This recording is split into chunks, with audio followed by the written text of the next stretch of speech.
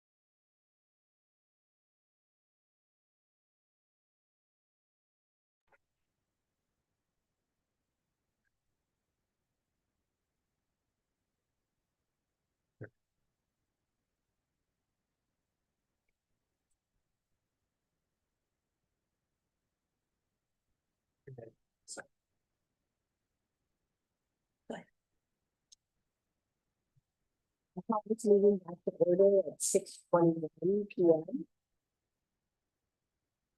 Could everybody please rise for the pledge salute?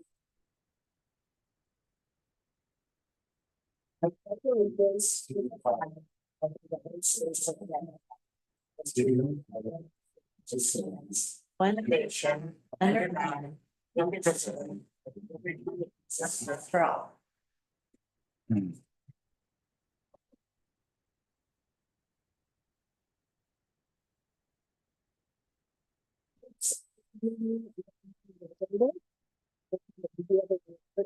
Closed session, very closed session, the board voted 0 with trustee Bito absent. The settlement agreement 01-2024-25. SSD and one student in lieu of pending litigation. Item number 7, approval of the agenda and consent agenda. Can I get motion to approve the agenda and consent agenda? So moved. Can I get a second? Thank you. In favor, please say aye. Any opposed, please say no. Motion passes 4-0 with 1 absence.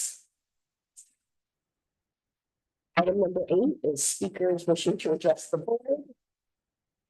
To submit a question or comment, please complete the speaker card by the start of the open session at 6:15 p.m. You will see Ms. Ellinger for a speaker card at this time. During the meeting, speakers will be called upon to make their comment. If you're addressing the board on an agenda item, we will call on you to provide your comment before the board discusses that item on the agenda. If you're addressing the board on a non-agenda item, we'll take those comments at this time.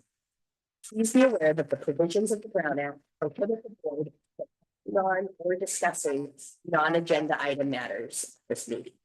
Public comments are limited to 3 minutes per person per topic. Ms. Ellinger, are there any requests for public comment? President Northrop, there are not. Thank you. Item number 9, the Board of Trustees report. Start with CCOMs. Mine's going to be brief. I just wanted to welcome the community back to school as everyone does their first days of either orientation at new school or excited to be back at current schools. And I just wish everyone a really an amazing start and successful year. Filled with challenges, fun, and camaraderie. Thank you, Trustee Reinbach.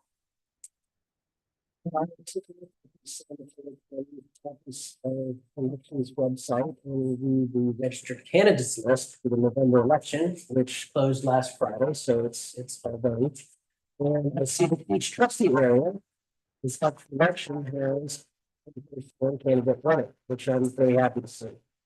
And I just wanted to announce that I decided to end the service of the trustee a bit on my trip this year.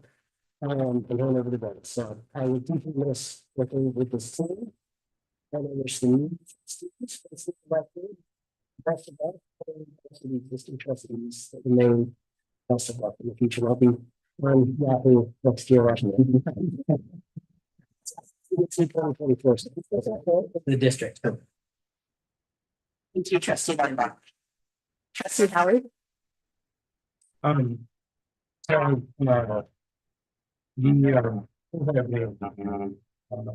Something relatively brief.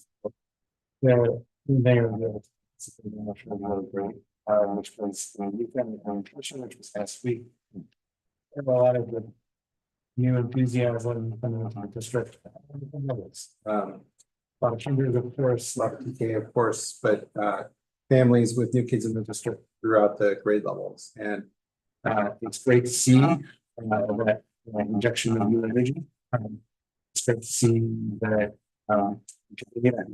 it's a very good into the children's education. And it's great to see how many excellent leaders have been able to hire throughout the district. Some of those new families are doing some places at sites, relatively places at sites. So Kudos to, bringing it up to, for bringing in such excellent, leaders to help shepherd the families through the district. And then speaking of which, I also was able to go to the district parking, and yeah, again, new places. But, some of those spaces are, because we have some new positions. In particular, we now have counselors at every site, which is amazing. Expand our music program, which is amazing. Getting those positions hired, is always a challenge, and we're able to do it, this year. And, I think it's always great to see the, again, the new educator faces that are going to be here. And, excited to see those. Thank you, trustee Howard. Keeping for two, person actually welcome to invite the students, teachers. Disrupts all of that. I also was at the new family orientation and had some strong memories of kind of like my own entry, though no different. Still similar, so just kind of excited about what the district looks like with incoming new board members and incoming families, incoming new staff.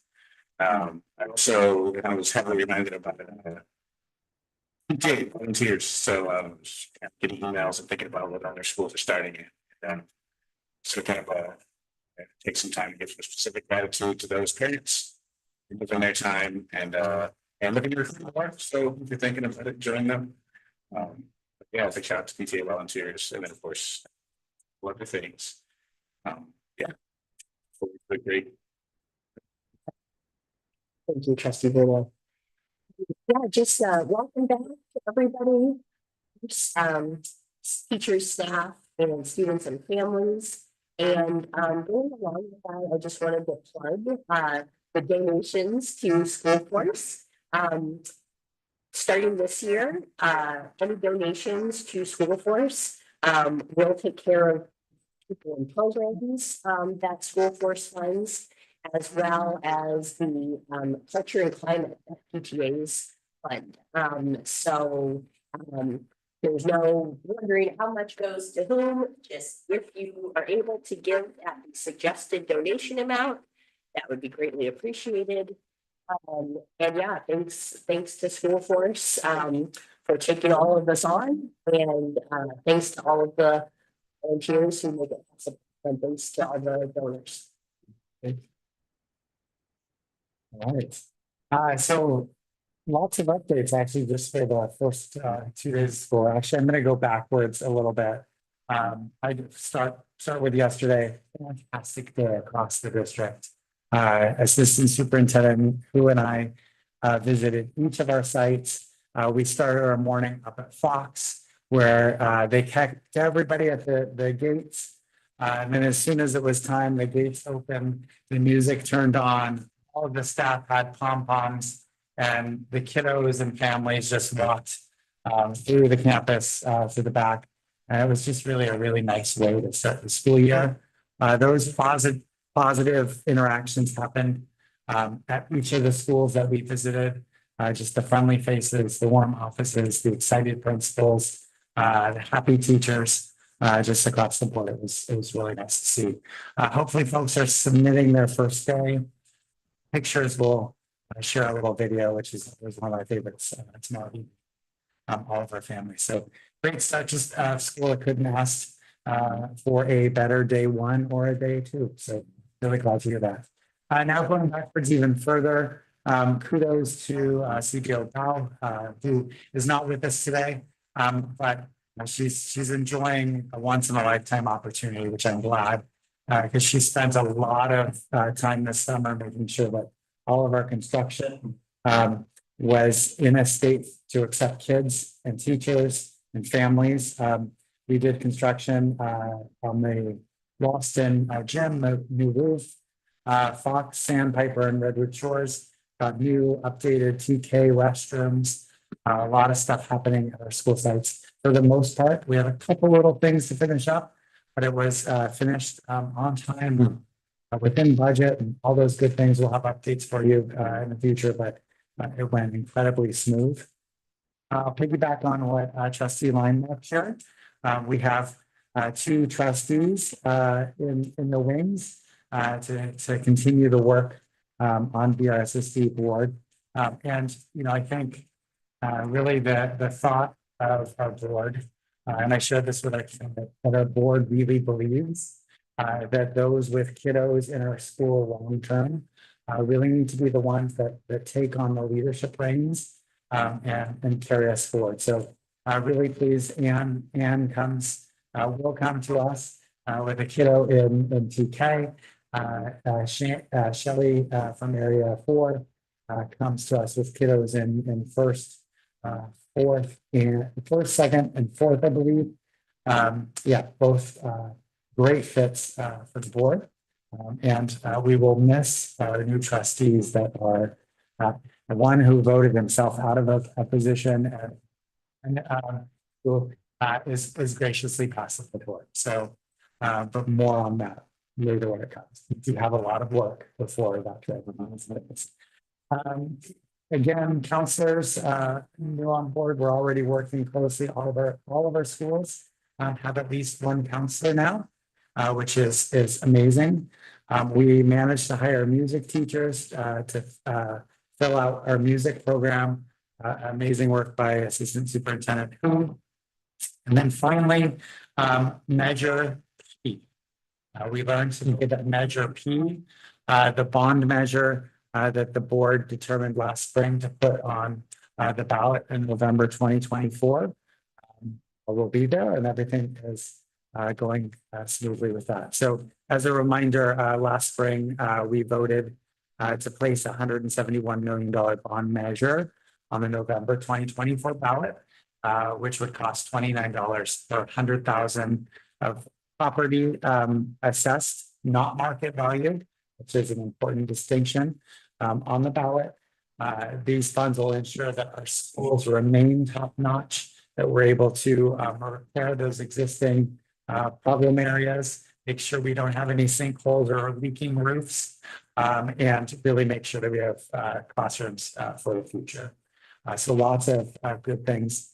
Tonight's agenda will include a draft of facilities master plan, which we'll get, but really that bond is to make sure that we can carry out all of those needed, or many of those needed things that we've identified in the facilities.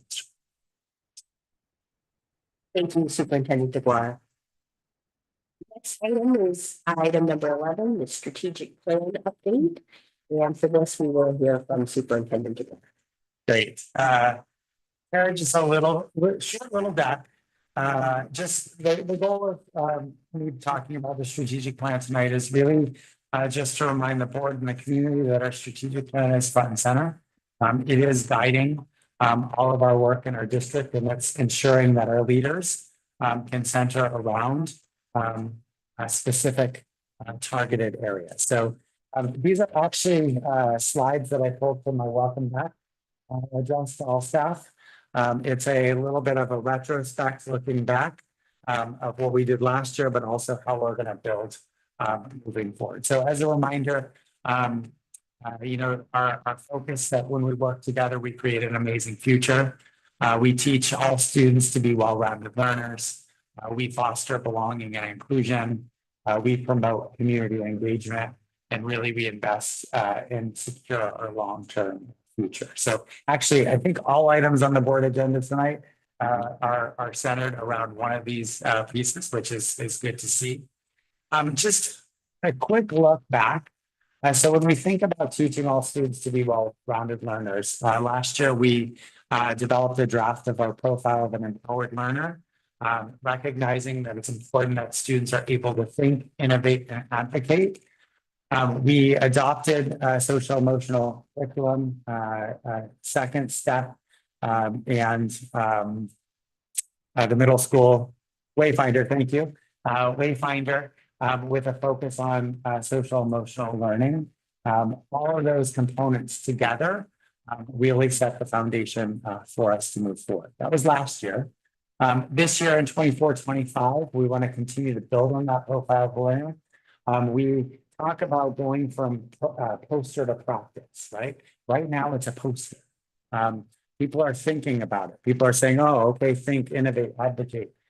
We need to take that and realize what it means and what it looks like in our daily instruction.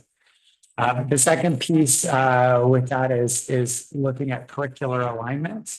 One of our tasks from last year, assistant superintendent who led teacher leaders to look at scope and sequence across all of our curricular areas in an effort to identify holes so that we can recommend materials and adoptions and whatnot to go alongside of it. So the next step is really getting comfortable with that, making sure that it is aligned to actually what's happening in our classrooms.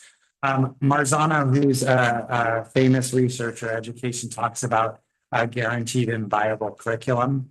That's kind of, I don't want to say old thought, but it is an older thought that yes, you have to have that guaranteed viable curriculum. Oftentimes we just say, that's our textbooks.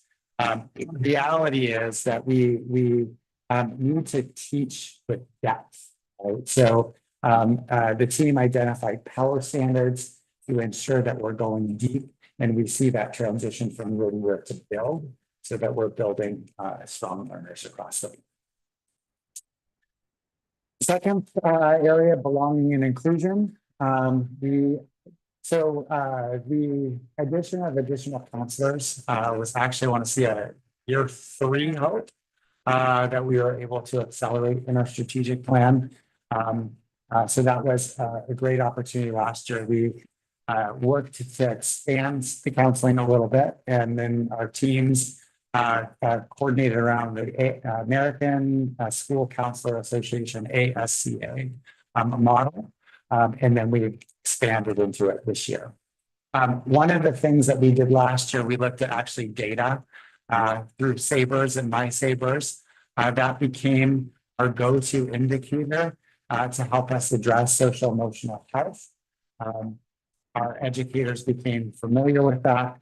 It's now part of the data that we track and we look at. It's the data that our counselors use to plan their tier 1, tier 2, and tier 3 interventions.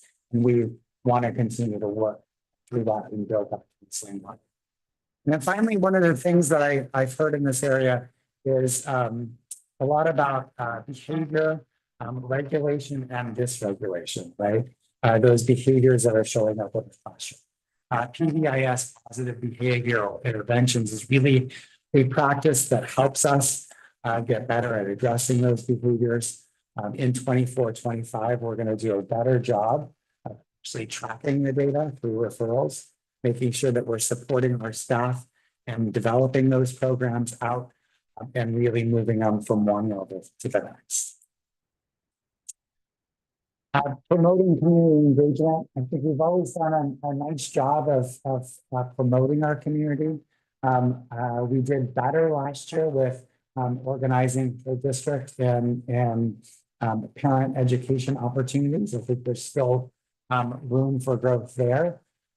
One of the things that happened last year was I think April captured really nicely in her open was PTA and school force came together to look at how do we go about fundraising to ensure that our school sites remain whole and have everything that they need, as well as our district have all of the programs that serve kids across the board. So we renewed our partnership with school force and PTA. We don't have the education commitment campaign anymore. We have consolidated fundraising ask, which April shared, and knowing that when our families contribute, especially if they're able to contribute at the requested donation level, that supports our schools. Our PTAs remain whole. That supports our district programs. Programs remain whole, and really everybody benefits. So rather than mixed messages of this goes to that and that goes to there, this single ask makes sure that we have everything that we need to be successful. So continuing to nurture that work, as well as continued outreach in initiatives, whether they're school-based initiatives, educating our community about the importance of a bond and the impact on the district. And definitely working with our community to embrace profile board. And then finally, the last piece, long-term future. We've been doing a lot of work on that, right? So this year before you tonight is going to be a draft of the facilities master plan, representing a year of a lot of work and investigation going into that.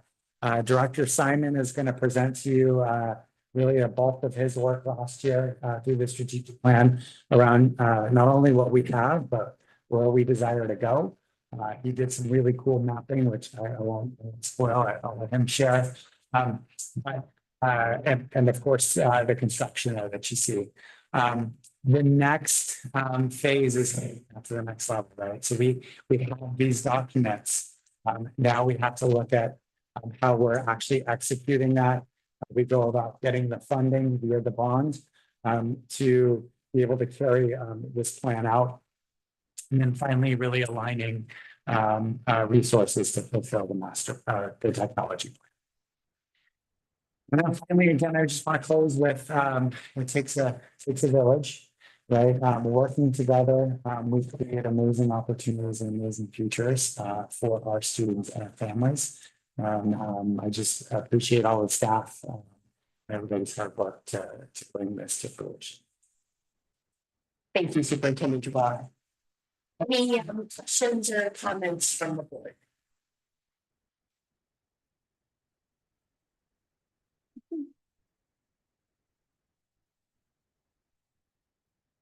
Yeah.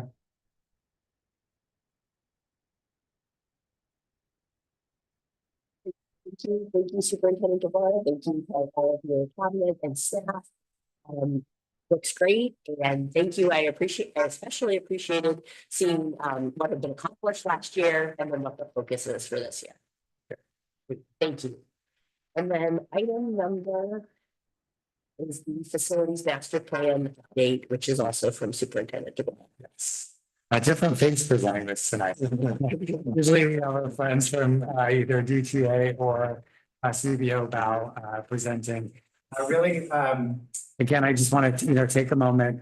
Before you, in front of you, is a printed copy of the facilities master plan, as well as appendix A through D that were used to build into the master plan. We began this work back in September of 2003. The board accepted a proposal from DTA for a comprehensive long-term facilities master plan process. The new facility master plan aims to provide high-quality, detailed information about the current state of our facilities, enabling us to plan for the short, medium, and long-term needs. Within this are three components: the facilities needs assessment, the logical project outlines, which are in progress, and the preliminary kind of budget schedule that we're thinking.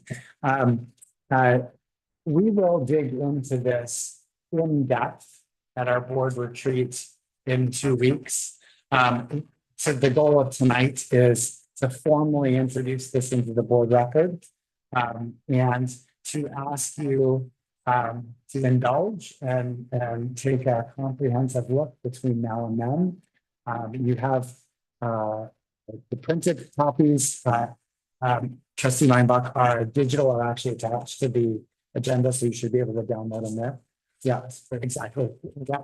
And then you also have a full stack of Post-it notes that I gave you. Feel free to annotate however you wish. These copies are yours. At our board retreat, we'll be asking you just for feedback.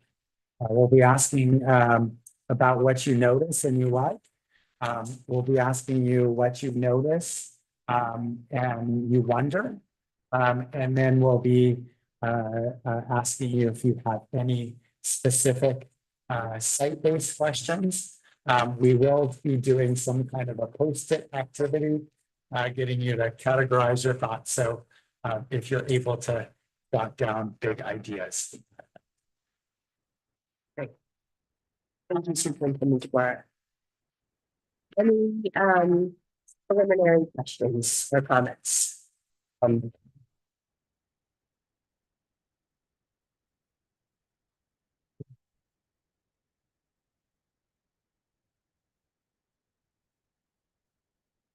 right, great. Thank you, Superintendent DeGuara. Lots of, uh, which is great. Thank you. And, we'll continue to discuss. Thank you.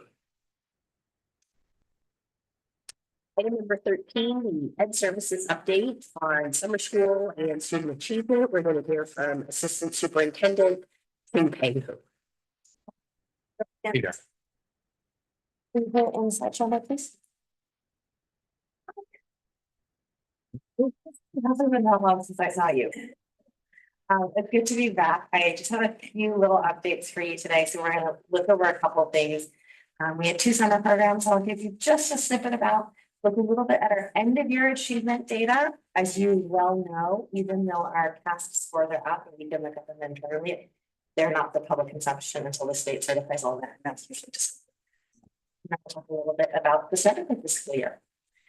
So Power Scholars Academy is our summer ELOP program. It runs for 30 days. This is our 2nd year contracting with YMCA to provide the program at Central.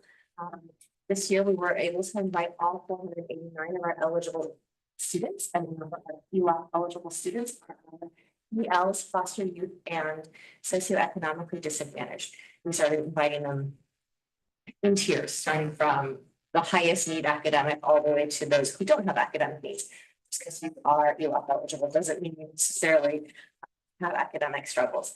We were able to enroll 116 students this year at Central, serving students from kinder through 5th grade. The state allows us a little bit of wiggle room for incoming TK and outgoing 6th grade. If you'll remember, ELOP is for current TK through 6. So we offer to all of our exiting TK, sorry, all of our exiting TK all the way through our exiting 5th, because 6th graders leaving, really, I mean, they really don't want to be hanging out with the younger students. Our program did run from June 18th to July 31st. We tried a couple of different things this year. We'll start on the 18th. Our staff were here on the 17th. They had their staff meeting. They met all of the students kind of in small groups and did their beginning of year STAR assessments with them on the 18th. YMCA is still pulling together their pre and post data and they'll share with us, and I'll pass that on to you guys as well. Last year, all of our kids made more growth in the 30 days than 30 days. They averaged between, and I remember, 2 to 4 months of growth in the construction. They have academics every Monday through Thursday morning, and then every Friday is field trips. So here's a photo of a chunk of our students in San Francisco. They ended their season at Great America on the 31st, and then cleared out and gave us the space back because we hosted something on August 1st at Central. Extended school year is something that Jenny's department will oversee. In this year, we had Sunita helping out and overseeing since Paulina retired, kind of right into a week of the program. But extended school year is specifically summer school for our students with the most impacted learning needs. We had 70 students that we invited, 66 of whom enrolled. We had 6 classrooms. We had our preschool, our mild mod, and our mod severe SDCs functioning. In addition to the academic courses, there were some students who came just for standalone services. Those are the students who needed to maintain their educationally related mental health services, as well as speech and language through the summer. There is a calculation and a regression that is monitored January through April to determine who qualifies. But it's good to see that of the 70 students invited, 66 were there. Here is our achievement data from the, they are fairly small, but remember what you're going to look at. 4 different assessments. We have A reading, which is an adaptive reading test. We have auto reading, which is a fluency test. We have CBM reading, which is also a fluency test, but given to different grade levels. And early reading English, which is given to kinder and 1st graders. This is our battery of reading screening assessments that we've given fall, winter, and spring. I'm sorry, I could not, even though I selected 3 time periods on our program, the 4th, which is fall from 2022, not something we're interested in. showed up. So bar 2, bar 3, and bar 4 would be fall, winter, and spring for the 23-24 school year. You don't really need to see the numbers. What you really want to pay attention to, just visually speaking, the percentage of kids in the dark pink and light pink for the high risk and some risk. You will see, and we've talked about this several times, there is not much growth in terms of accelerating the kids in the pink. Our kids in the purple are meeting and exceeding, and they're making progress, and they're sticking to it, and they're continuing to meet and exceed at the end of the year. We started the year with 83% meeting or exceeding standards in adaptive reading, which is given to everyone grades 2 through 8. We ended the year with 81% meeting or exceeding. There was a slight dip. With auto reading, this is a fluency metric given 4 through above. We started the year and ended the year at exact same percentage. So we made growth, which is good, but you don't stay meeting or exceeding if you're not growing. But what we're not doing is closing the achievement gap and accelerating for the kids on the bottom to performance standards. For CBI reading, this is an oral fluency metric given only in grades 2 and 3. We started the year with 87% meeting or exceeding, and we ended the year at 80% exceeding. There is a little piece of missing data as well. So we've made huge improvements over the years, but we're still not at 100% of kids who are supposed to receive assessments receiving assessments at the end of the year. And then with the early reading English, I think this is the most concerning one. At the start of the year, we had 82% meeting and exceeding expectations. At the springtime, we've only had 71% meeting and exceeding expectations. Skills do change. There are 4 different subtests given throughout the year with an expectation of as kindergartners, you do really well. Over the course of the year, you're going to learn your letters, you're going to learn your sounds, you're going to be able to do some nonsense words, and you're going to even get to reading sentences. So that is something to continue to focus on. The good news is we took a big dip in the winter, and we did come back. I think we really need to focus in on year 2 of Foster's administration is going to be focusing in on the progress monitoring. What do I do for those kids in the pink so that they don't stay in the pink? Part of teaching. Is there any overlap of students in these categories? Is there some people that are in the special or whatever the other reading? Reading overlap from 4th through 8th grade. And reading and CBM reading overlap in 2nd and 3rd. And early English is purely K1.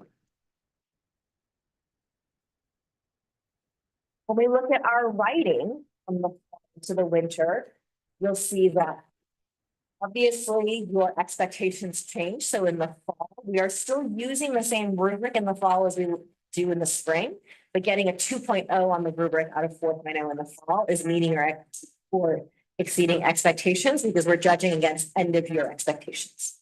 Okay. In the spring, you have to have at least a 3.0 to be meeting standards, which is why there are many more colors on the second wheel. We had about 50% of our kids meeting or exceeding expectations in the fall. We had about 50% meeting and exceeding expectations in the spring. Same thing. The kids are progressing and they're growing. We have far fewer students in the 1.0 below standard towards the end of the year. So we are making some progress, but we're not accelerating kids who are on the cusp into meeting expectations. Here's our math achievement data. The math achievement data are actually very exciting and a little bit contradictory to what we see on CAST. We saw a slight dip on our overall CAST performance, but if we look at our K2 math, you can see at the fall, the percent that are meeting and exceeding is very low at 11%. We ended the year with 81% of our students meeting or exceeding standards as measured by our math expressions benchmark. 3rd through 5th, we take a math and specs test that is an end of year test that is standards based and aligned to SBAT. We started the year with about 7% of the kids exceeding and 13% meeting. So we do have kids who do really well. So to start the year, 20% of our kids already knowing everything they're supposed to know by the end of the year is a significant chunk. We ended the year with about 70. 34. We have 66% of our students meeting and exceeding state standards. It's a pretty hard test. So, yeah. Test at the beginning of the spring. We do. It's the same test. We all 3 of, I mean, The only one that changes is the reading. But for writing and math, it's the same prompt, same rubric, beginning and end of year, so we can compare apples to apples. And then 6th through 8th is so varied. We don't do a district wide because some 6th graders are in AS and some aren't, and so our data would be skewed. Yes, Jackie. So curiosity for K two, do they just not measure exceeds? I'm sorry. K through two, they just, do they not measure exceeds? Exceeds or exceeds. The performance band is a little bit different. We match it to the report card grading standard, which is a 3-point scale. So they get lumped together. In the future, will TK be filtered into this, or will that just something you don't? Say in the future, TK does have a new set of standards that were just released right now. I kind of, if you were to ask me right now, I would say our TK focus is still not going to continue to focus on standardized assessments and progress monitoring. It's going to be about developing social and emotional skills, and those things are not necessarily measured by a standard test. Moving into 24-25, we are off already to a great start. It was, and we had a little joke, a little bet going on how many steps we would get yesterday on the first day of school. Dan and I said, well, this is unfair. The two of us are not going to be anywhere close to the site principals. And it's comical because yesterday, just during the 8 to 3, I think I had 7,000 steps. Today, I'm at maybe 1,500 steps. So a long day of sitting at the desk, updating on minutia for LCAP, nothing that needs to be board approved, lots of little functions, lots of little typo things that they found. So it almost feels like the year is way past starting. We have a great bunch of new staff. We had 32 people here, 32 certificated staff in the room last week on the 7th and the 8th. We changed up our new staff orientation a little bit this year. We focused heavily on work on DEIB, learning about our learner profile, really focusing on the culture and welcoming people to the Belmont-Redwood Shores way, rather than, I mean, we've always done a lot of culture, but we took out all of the very logistical ticky-tacky, here's how you do the first day, here's how you log into things, here's your tech tour. We took all of that out. Partially because we're going to do something new, but really we wanted to focus on here's what our SSD is all about. And I mean, I planned it. It was really, really nice to have a principal co-lead, co-facilitate, co-plan. And I think the message sent to the new staff is that this is a collaborative district. It is not a top-down district. I think it's wonderful. But we have also heard some nice feedback. So I'm pleased with how it went. We are going to do professional development a little bit differently this year. We, of course, still have our 2 learning days. November 1st is going to be district-wide. We are focusing in on progress monitoring. I do have trainers already scheduled from Fastbridge to come work through those very specific pieces. And then the January learning day will be co-planned by site leadership teams with the principals. But what we are offering is between special ed and gen ed every single week, starting next week, there will be PD offered for optional paid time with our staff. We are alternating between gen ed and SPED. We are also alternating between Tuesdays and Thursdays, because I realized if we did it all on one day, some people might be shut out for the entirety of the year. We don't want that. We're going to do things like Fastbridge administration for my brand new newbies in grade level chunks, because it's very specific to administer. It is not something our principals really have the time to walk each individual teacher through. Plus, if you have a teacher at K2, K1, a teacher at 2, 3, and a teacher at 4, 5, you'd have to do 3 separate trainings because the tests are all different. So I'm going to handle that, and we're going to host those, some virtually, some in person, and that's a new thing we're doing. And then, as Dan mentioned in his superintendent's update, I'm ecstatic to say that we hired 3 new teachers. The 3rd teacher wasn't hired until I want to say the middle of July. I was out on vacation, so it was middle of July for sure. They have experience. They have all taught in local areas. One was one of our myriad music teachers. And when I toured the 3 new teachers around our sites earlier this week, we should have heard them hollering when Mr. Aguilar walked into the Redwood Shores staff room. It was really exciting to be able to announce to folks that yes, we hired, yes, you're going to have weekly music, and yes, these are your teachers right here. Everyone was really excited. We are slowly rolling out the 4-5. Remember, in the new fourth and fifth graders will go as an entire grade level now to get their music. There's a team of 4, so we have the capacity to take the entire grade level of 60, 75, or 90 and offer kids a choice of either instrumental or full. It's going to be a little bit different for families. What students are going to get once we're fully ramped up is 90 minutes of music instruction a week from a credentialed teacher. They do have to choose if they want instrumental or if they want general music. I think it'll be great. End of the year. Questions? Okay. See how it. Was I think the first page assessment side, and then down showing black. So it's interesting, right? I think something you said was not kids were tested, and then you think that the data beginning of the year might look different from the end of the year depending on the testing. And so my thought was, when you're running the kids in the testing, for a particular reason, where was the focus? Which type of work? And then number 2, what's the ability of testimonials? If the staff is filling up their time and for resource individuals. The expectation was that 100% of the students who tested were transferring. So any missing students would be a number of factors. The good news is we didn't have giant swaths of entire classrooms missing. We do have a number of students who leave before the end of the school year. That accounts for a portion of the missing data. I think part of what's going on in the early English is the tests for kindergarten, for example, at the end of the year are still beginning reading tests. They are about nonsense words and individual word recognition. They don't get into reading the way we know it. And I suspect some of our teachers may feel that my kid is already fluent in reading. I don't want to give these preliminary tests. So I don't know 100%. That would be my guess. And this is something we have to work through with the principals. The tricky part to that is what we've seen is in our upper graders, a lot of our struggling readers have great fluency and very high lexiles. But when they do the auto reading component of the test, that breaks down to the phonics, phonemic awareness, and all of the decoding skills, there are very basic skills that they have gaps in.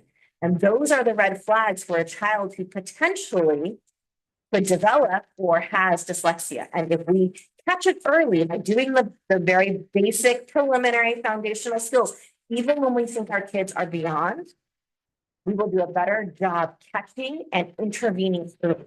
There's no way that you're gonna, I don't know how to say this. We're not going to necessarily prevent a child who's dyslexic from being dyslexic, but with good early intervention and good early identification of the gaps, we can give enough compensatory skills that their difficulties don't handicap them later on. And that's just something that's a piece that we have to work on. So you're saying that kids develop workarounds for their fluency, but those workarounds are exposed. Yeah, we have a lot of kids, particularly in this district, who are very worldly. So they are able to, when they're reading aloud to the teacher, they know the content and they know how English language works. So they can fill in and put what they think is logical, but they're not necessarily reading the words. It's fine. Like us who are fluent readers, we don't read 100% of every word that's in front of us. However, it is a problem if I'm skipping because I'm making it up versus I'm so fast and I've grown to just recognize them quickly. Right? And so that's certainly something anecdotally I've heard from families who have now moved on, whose kids were diagnosed later in life in 5th, 6th grade. Right? They were always just fine, not really struggling, but back before we had super kids, before we had a phonics program, there wasn't a consistent instructional component to teaching how letters work to make sounds. There are rules. There are a lot of exceptions in English, but there are rules and you have to teach them explicitly. And I think we are so blessed like kids who come in reading and are ready, that sometimes we forget that there are dependent children depending on us to teach those explicitly. The danger of, having really high performing kids is great. But like, we can't teach that and expect that that's the norm. Like kindergartners aren't supposed to come in knowing to read. We're supposed to teach them all the letters and the sounds and the rules. Slowly build on. That's a explanation of actually.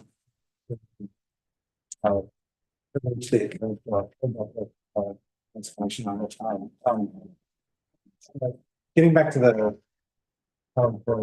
the second question, which was, when you think 100% of the kids that are exiting, right? But the ones that are present, where do you see the barriers or challenges, or how we like to 100% of kids are not being evaluated? The A reading has a very high rate of administration, and so does the auto reading because they're 100% automated. Those are computerized. You set the whole class on at once. They all do it, and they're done in one sitting. I think CVM reading requires one-on-one with the teacher, and it's 3 1-minute prompts. So it does take about 4.5 to 5 minutes per child. And yes, you could do 1 child a day for the month, and at 1 or 2 children a day for the month and be done with it. But end of year it gets crazy, and sometimes assemblies pop up and field trips pop up, and I'm feeling tired, and it's all legitimate things that, having been a teacher, there are days when you're like, I just don't have it in me today. But I think we do have to be more disciplined about doing these kind of spaced out in a way that it doesn't feel like it's unattainable. I do think some folks too maybe waited till the last week and a half to do it and realize that's not enough time. This is something that we have to work through with our principals to figure out what the barriers are.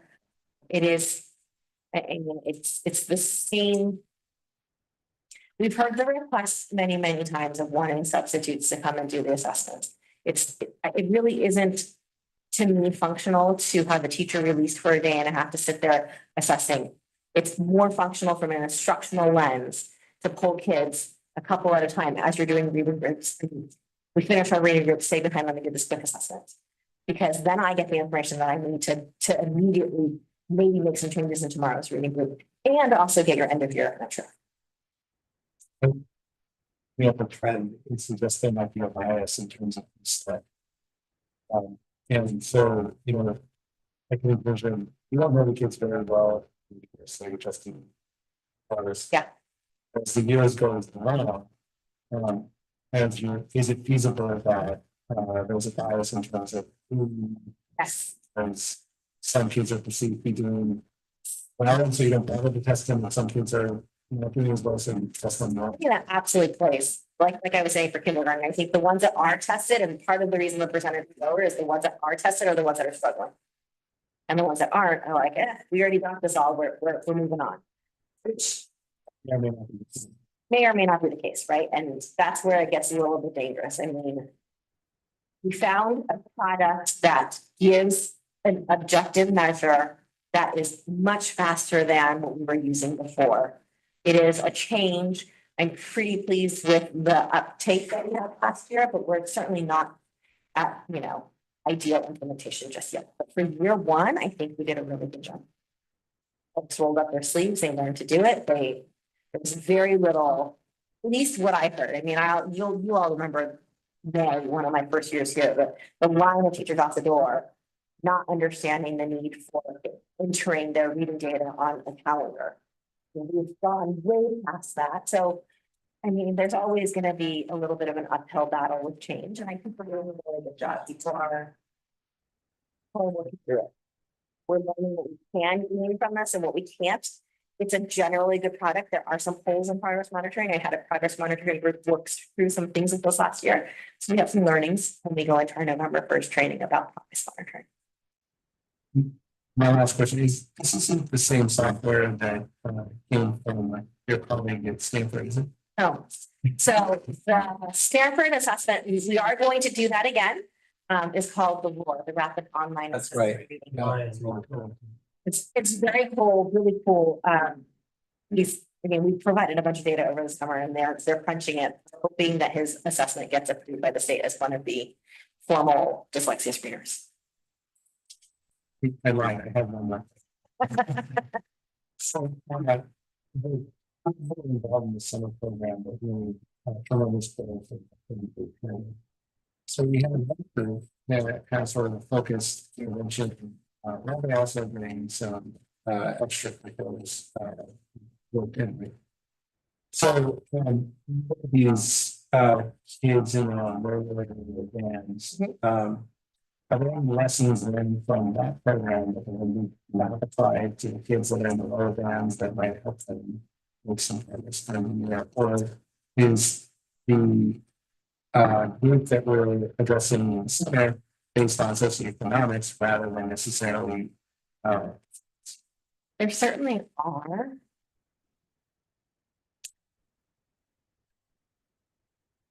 There are lessons that we can learn. There are a lot of things we need to work through with the principals. I think there are some practices that we have that are not super aligned in the district that we've been working on. We are identifying the power standards. We are identifying the must teaches. I think this is the first time our district teachers will hear that everybody has to teach these.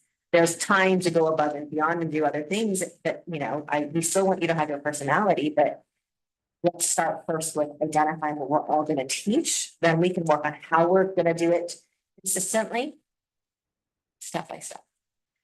Fully. This is where, being in a high performing district, we have the luxury of saying, we're going to roll this out slowly. We're going to roll this out in a sustainable manner that is in bite-sized pieces. So people don't feel like they're shoving everything down their throats at once or right off under them. But there are certainly some practices we can learn from some more scripted, not a few, that's a bit. There's just some more prescribed practices that we can follow. Not necessarily scripted. Thank you so much. That's I'm done. Thank you. Trustee Bruno? Yes, since it started, I make sure I heard you already, flickering, I said that's pretty well. So in the red box, it's fall, winter, spring. So we talked about the end of the year, really busy, things like that. I don't know what the reason is, I'm trying to say, like the dip is in the winter. So what did, like, you said it, but what do you think the reason is for the dip? Is it better? Winter is the way to fall. I think we're teaching, we assess. Yeah, we got 80% of it level. That's what we're expecting. We're going to do what we're doing. We're maybe not getting into such a strong routine of pulling the small groups. Maybe, there's any number of factors that happen. Winter it's long. We think we made a progress and we go, okay. You said Actually, teachers you're talking. actually, a number of my kids have slipped. This is reporting that we looked at together, right? I worked through with the principals worked through with the sites. There's this kind of fractal of what's going on, where you can literally see the student where they started and whether they went up or went down. The administration, and I think that's a little bit of a wake-up call, either for kids that we thought were doing just fine, and we weren't focusing so strongly on that have slipped, and then we with them, or the opposite is also true. We saw a lot of gains for some of the lower performing kids in winter, and maybe we took the foot off the gas pedal.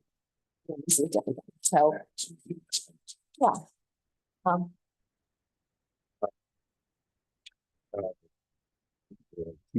Second slide. Our school, our scholars. What's the capacity? We had a capacity of 106 times. We had 125 this year. Room for 120. Okay.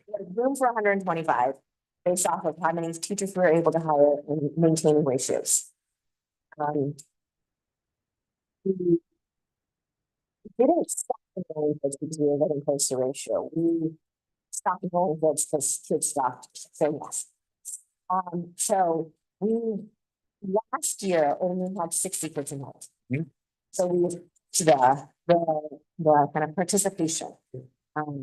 I do think, realistically speaking, even though we have 489 kids who are technically ELOC eligible, I would say we probably have about 200 kids who have some academic needs who are also ELOC eligible. The kind of stinky part of this is we never got to the last two tiers, which who are the academically needy students who aren't identified as one of these factors. And without having a bigger budget, and without having more space, there's only so much we can do, and that doesn't feel great. It is exciting that we doubled our ELOC participation. We are looking at ELOC at school sites right now. We've done the whole summer recruitment and another round of invites going out tomorrow. And as new kids enroll in our eligible, we'll keep inviting them and reminding them that they can enroll at their schools.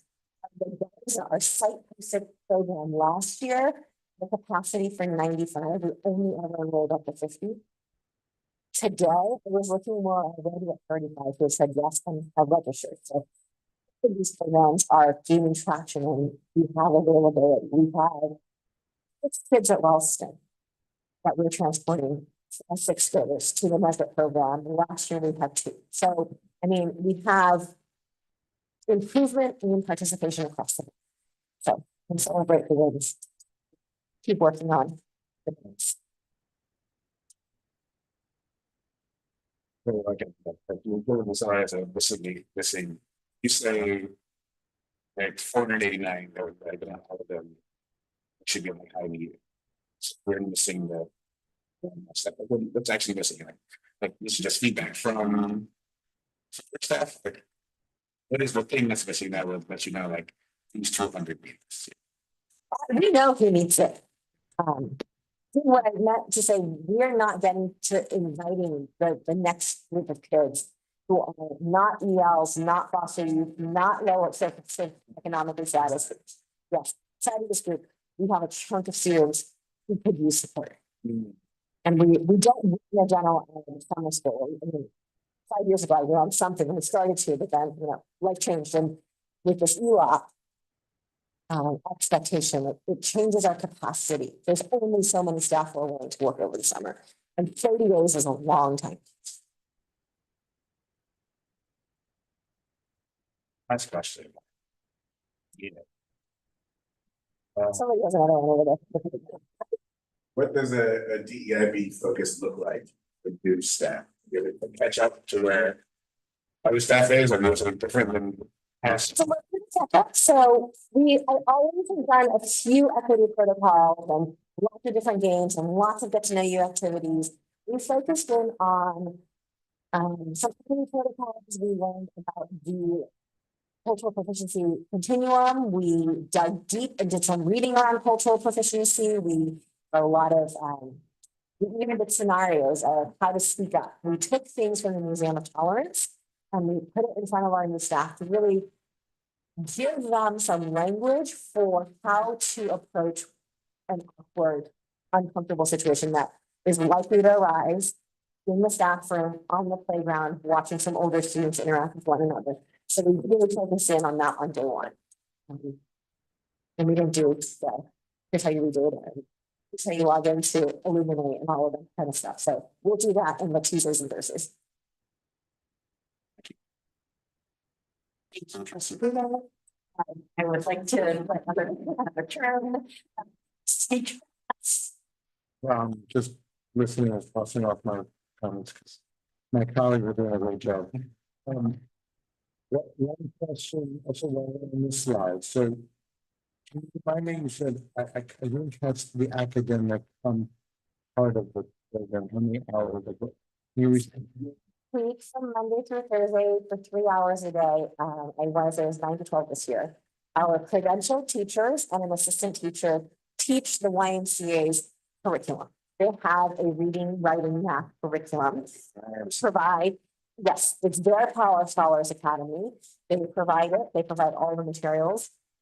They bring in the Chromebooks to do the STAR math and STAR reading testing that they do at the beginning of the session and at the end of the session. So that is all those. The afternoons, Monday through Thursdays, are social emotional learning, group play, collaboration, lots of really fun experiences for the kids that are led by the morning assistant teacher and a camp leader. So the kids always have 2 adults with them. And then on Fridays, everybody goes on a field trip somewhere. Okay. How many classroom size? TK has to be 10-to-1 adult to student ratio per ELOP standards. 1 through 6 have to be 25-to-1 per ELOP standards. So they're similar, and depending on the grade level, they're either similar or smaller than the regular gen ed. Okay.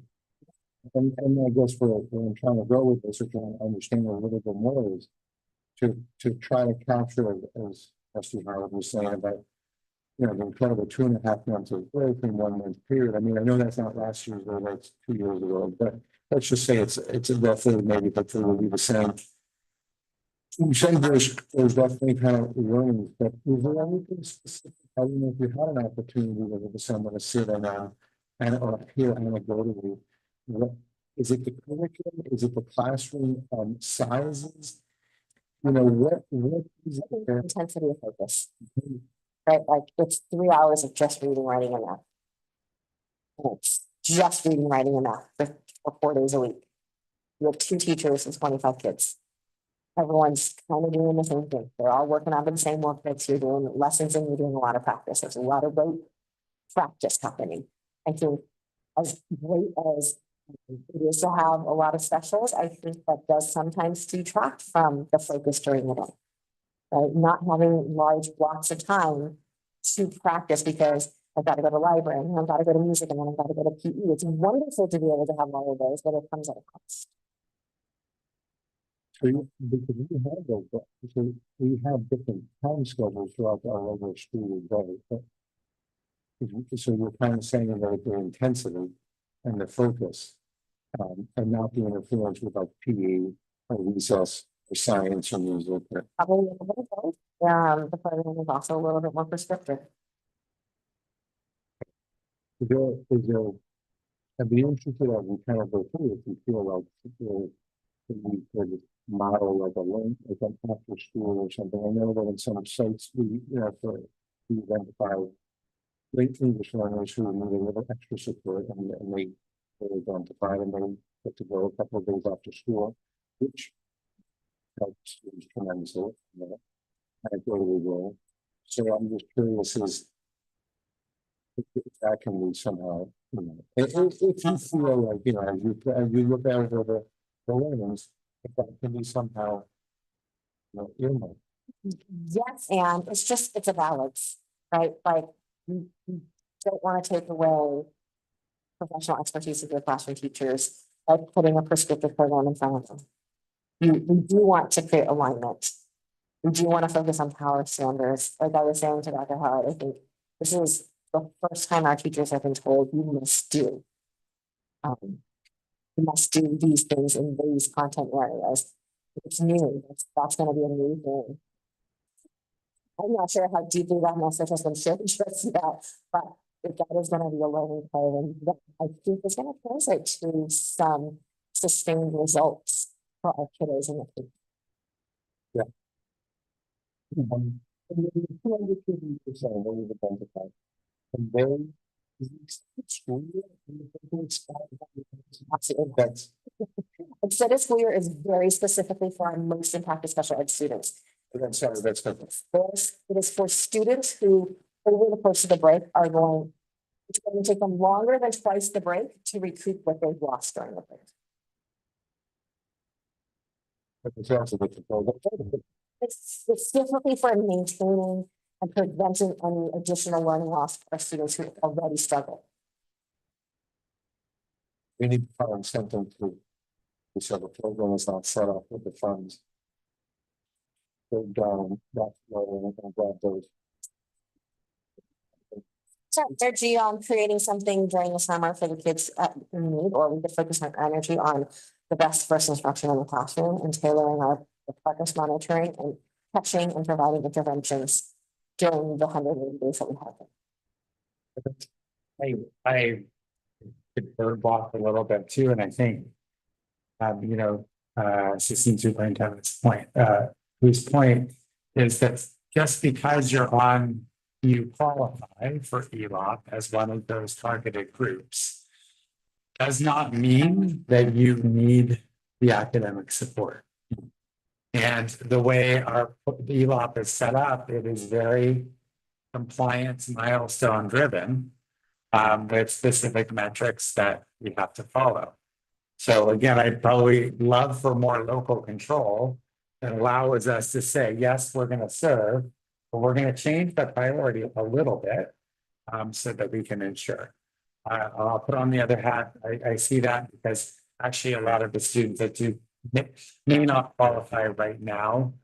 If they were to move and are mobile, that catches up to you over time, too. So there is good research saying that we should front load that when we can, so both sides, but. Thank you. Can I, do what we achievement side? You know, like, Yeah, that's fine. That works really well. So, what you, right? So when you started by, just the fact that it's kind of even balanced throughout the year doesn't, shouldn't take away from the fact that everyone, doesn't status quo, that they have to work well as the customer administrative complaints. So how it was almost where it's kind of saying, I guess there was growth in every strata, right, every strata level, but they really need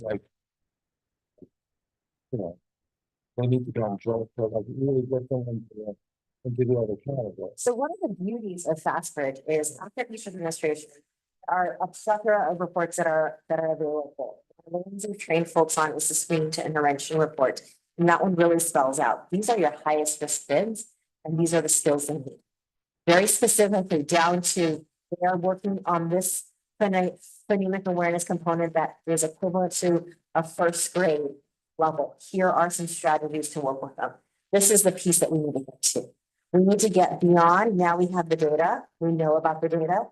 Now we have to go to, what are we being told by the psychometricians and the experts who have studied and who tell us where the gaps are? We need to be taught. Do I need to teach the exact strategy that's being recommended by FastBridge? No, but I better be working on medial blends, medial sounds and initial blends, if that's what the report is telling me they have gaps on, even if I'm a fifth grade teacher. Fifth grade teachers don't do blends and beginning sounds and short vowel sounds. That is a very primary skill. But if I have a fifth grader who's struggling and doesn't have that skill, I have to figure out how to teach those beginning reading pieces. And we're going to have to rely on our partners to show us how, and also trust the data that are coming from FastBridge that says it may look like they're reading just fine. It may look like they have enough worldly skills that they can have a conversation about this difficult text, but they actually don't have the decoding skills. So when it gets more difficult, things are going to fall apart. A couple years in the making. I mean, The first year we rolled it out to everybody. So I think our teachers did a fantastic job learning a new assessment, giving a new assessment, and just getting really comfortable. Is their goal for this year? To get really good at giving the assessment. We figured it out now. We've done it 3 times for the most part. I said, there's no swath of an entire teacher who skipped the third administration. There are chunks of kids missing. We'll have to figure out why that is and dig into that a little bit. But now we're going to continue giving and focus now on learning to read the reports better and focusing in on the progress monitoring. Because changing the instruction once we figure out who's missing is how we're going to close the gap for them. thank you. I would rather know my question. It's a confidence of what the teachers have been able to leverage and get underneath the top levels. Yeah, I mean, that's our next level. They're all in position. They already know, but then this is something that empirical that can. I don't trust this because this doesn't match the old FNP, and I want to give the FNP, even though I spent 5 years telling you the FNP takes too long to give. And I don't trust the FNP score from the teacher before me. So that's in parcel with change. So we have to learn to trust the data a little bit better and adjust based on what we see. Because what you see is what you get. If you don't do anything differently, there's no point in testing over and over again. Okay, thank you. That's your answer. All right, let's see what's on the past. Great questions. Lisa.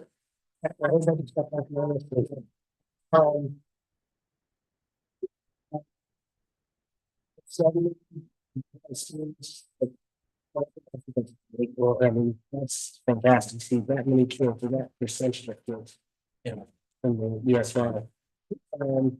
The scholars program, there's like more than 4 kids who are identified. That there's 3 categories, and then you said there's another 200. Twenty-five to 40 more that need to be invited. 200, the 200 was of the 400, about 200 really need support. Okay. 116 of the 200 that really need to be there from the ELOP eligible. So I mean, so that's, I think, enrollment, especially for summertime when people. Terms of equity, students participate. But there's certain issues associated with the other issues that, they couldn't attend, and they otherwise could. There are a couple of things. We tried to design this invite people earlier this year. We started inviting in March, but same thing, we didn't get through inviting until middle of May. So some of those families had already made summer plans. And then waiting on you for summer camp, and that's totally understandable. We did bring on Stephanie McMaster, who is reading specialist at Nesbit. She was the kind of lead teacher. I don't remember what her title was last year. And we brought her on again this year, but we brought her on earlier. So starting in February, she reviewed all the lists with me. She helped me prioritize between kids that were kind of on the cusp. Basically, it said, if you were free this month with high need or sun need, you came first. Then if you're EL with high need or sun need, you came. Then we just kind of worked through our priority list. We picked up the phone and called everybody to make sure they knew that they were invited, that they knew where to get the need. So, I mean, in terms of the outreach, I think there are lots of reasons why families don't participate in the summer. For a lot of our families, that is the time to go home and visit family. And that's great. It's what they should be doing. And others want their kids to have a break from school. They want to go do the physical activity for the start of the summer. That's a valid reason, right? So What we do, many families, they're not able to do it because something like a robot development, other than just a pure choice that they're doing. So maybe that is anything that district to help them overcome those. say there are 2 roadblocks. There certainly is a cost aspect because we fully subsidize kids who are eligible for free and reduced lunch. But there is a tuition fee for those who are ELs. The tuition fee, I think is, I don't know, maybe it's my own perspective. It's $2,000 for 30 days, 5 days a week, 9 hours a day. So it's a good amount of money, but it is also compared to the local camps that y'all are sending your children to, very affordable. YMCA does also give subsidies, and we worked with them too, because we had paid for 125 kids and hadn't enrolled them all yet. There was a big factor that if somebody needed financially wasn't available from the moment, I would prefer to say yes. We can cover, because we're already prepared for 125 kids, whether 125 kids show up or 110 kids show up. So you can use whatever's left to give as financial aid to families who need it. So we tried to work through that angle. I do think there are some students who are eligible for the ELOP who probably could benefit from that. Have behavioral supports. We were able to hire, I want to say 4 paras this summer, but I can't promise that paras will be there all day, every day, because I can't force people to work over the summer. We ended up having a couple of contractors and a couple of sub paras participate to support kids. But I do think that's also a barrier. I have some families who weren't comfortable because we didn't know who the para was going to be. We didn't know what the support level was going to be. Our child maybe isn't going to thrive in such a free, unstructured setting, because the afternoon is very unstructured and fun.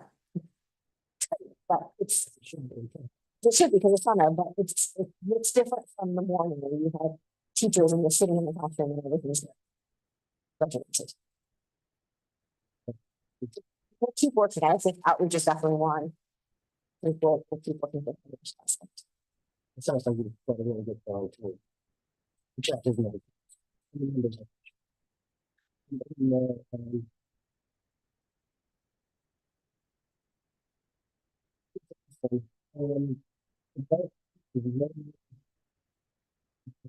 Since the piece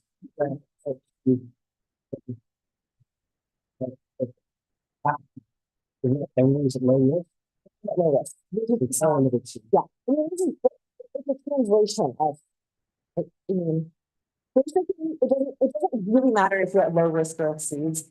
You are meeting benchmarks, you are above grade level. We don't necessarily need to tease out on this screener, because the point of a screener is to find the kids in the peak. So as long as you meet the minimum, it doesn't matter where you, like how high you are in this respect. We're really focusing on the light pink and the dark. Early English was. K1, K1, not two K, K1. And so.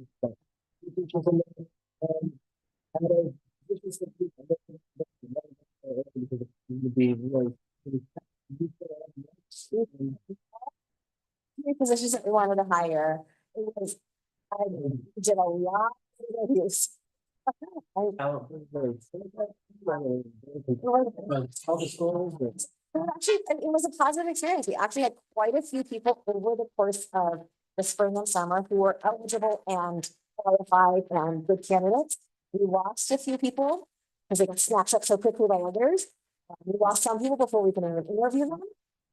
And the application came in, we scheduled for the next day and they were gone, right? So it's a definite. I don't want to make it sound like the ones that we have are the drugs, because they certainly are not. One of our teachers just was holding on. Wasn't sure she wanted to work full time. Finally, she threw her wing on that, and she's going to be amazing. She has taught for years at a local school and took time off to raise her kids, and now she's here with us. We have one teacher who I said was working for Myriad Music, who says, "Hi, this is what he wants to do." So he's going to enroll in a program and be done. And then we have another teacher who's been a music teacher and new to the district office to do kind of model the staff and assistants in a local district, and decided, you know what, I miss the kids and came to the classroom. So we have three passionate, experienced folks. Like, really excited for what they're going to be able to put together. The TK2 team, TK3 team, I know is, shoot, it's TK3. They are using these couple of days in this week to really get everything together. They've sent me a list of what we purchase so that they can start with the ground running. We're not going to start primary music until the 26th. Sure, they can meet with kids even if they don't have stuff, but we could at least try to have some stuff for them before.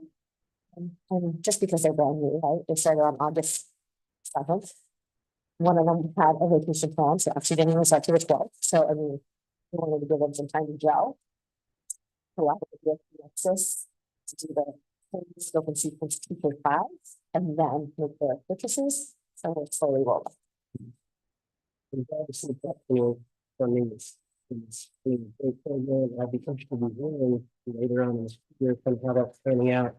So with the teachers having that extra time and the new structures. We'll definitely keep you posted. I mean, it's definitely something that, you know, we're going to try it. We're going to see how it goes. And I said to one of our program music teachers yesterday, we will adjust as necessary. This isn't we're not steamrolling ahead and just saying we're going to make it work.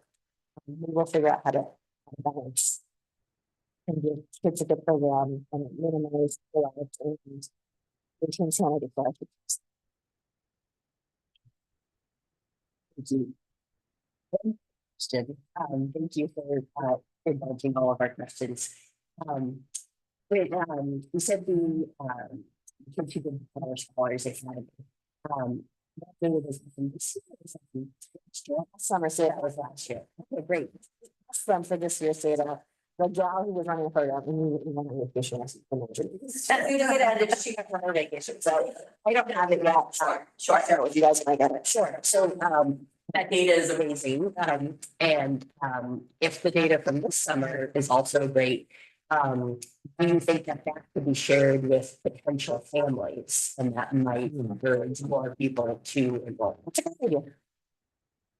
Absolutely. Thanks. I'm all by the time. I would like to suggest that in the interest of time, we move on. It's fine. Yes, Trustee Howard. My question is about optimizing participation. I think. Thank you. Thank you, Assistant Superintendent. Yeah, thanks. Item number 14 is the technology planning update. And for this, we're going to hear from Director of Technology, Jerome Simon. Thanks for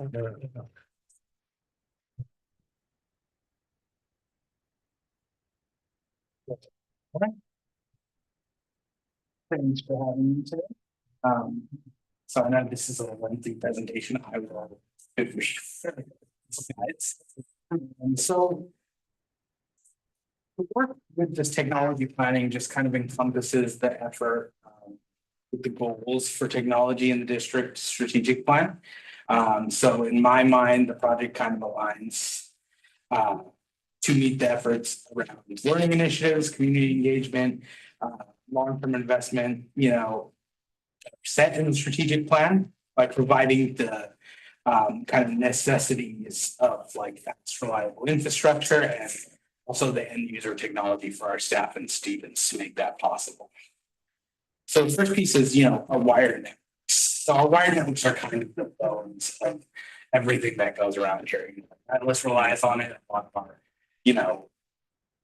everything, from our phone system, all of that kind of relies on that wired network, so that if that's not working well, then nothing seems, So to like start with this assessment, what we did was we kind of went around and documented our hardware present at the sites and all of the circuits that interconnect our sites and kind of evaluated, age and, when those devices were purchased, when the end of life for those devices, when the, end of sale date for those devices as well. That's kind of where we started and then determined a replacement solution was a piece of this. And then to kind of pilot solution as well. So, and then ultimately a timeline. So our findings, I know this number is a little bit different than the last time I presented for how many switches, but I'll explain that too. So 72% of our switches are end of life. So what that means is, the manufacturer no longer builds parts for them and replaces them. Luckily, a lot of these switches are in what's called lifetime warranty from HP Enterprise and Aruba. That was kind of a thing when they were built. So they are covered forever, but basically what they do is they replace them with an equivalent model. So, we try to, sometimes we'll get an equivalent model that we can reuse, or use somewhere else, but sometimes it's not necessarily ideal for the situation that's facing.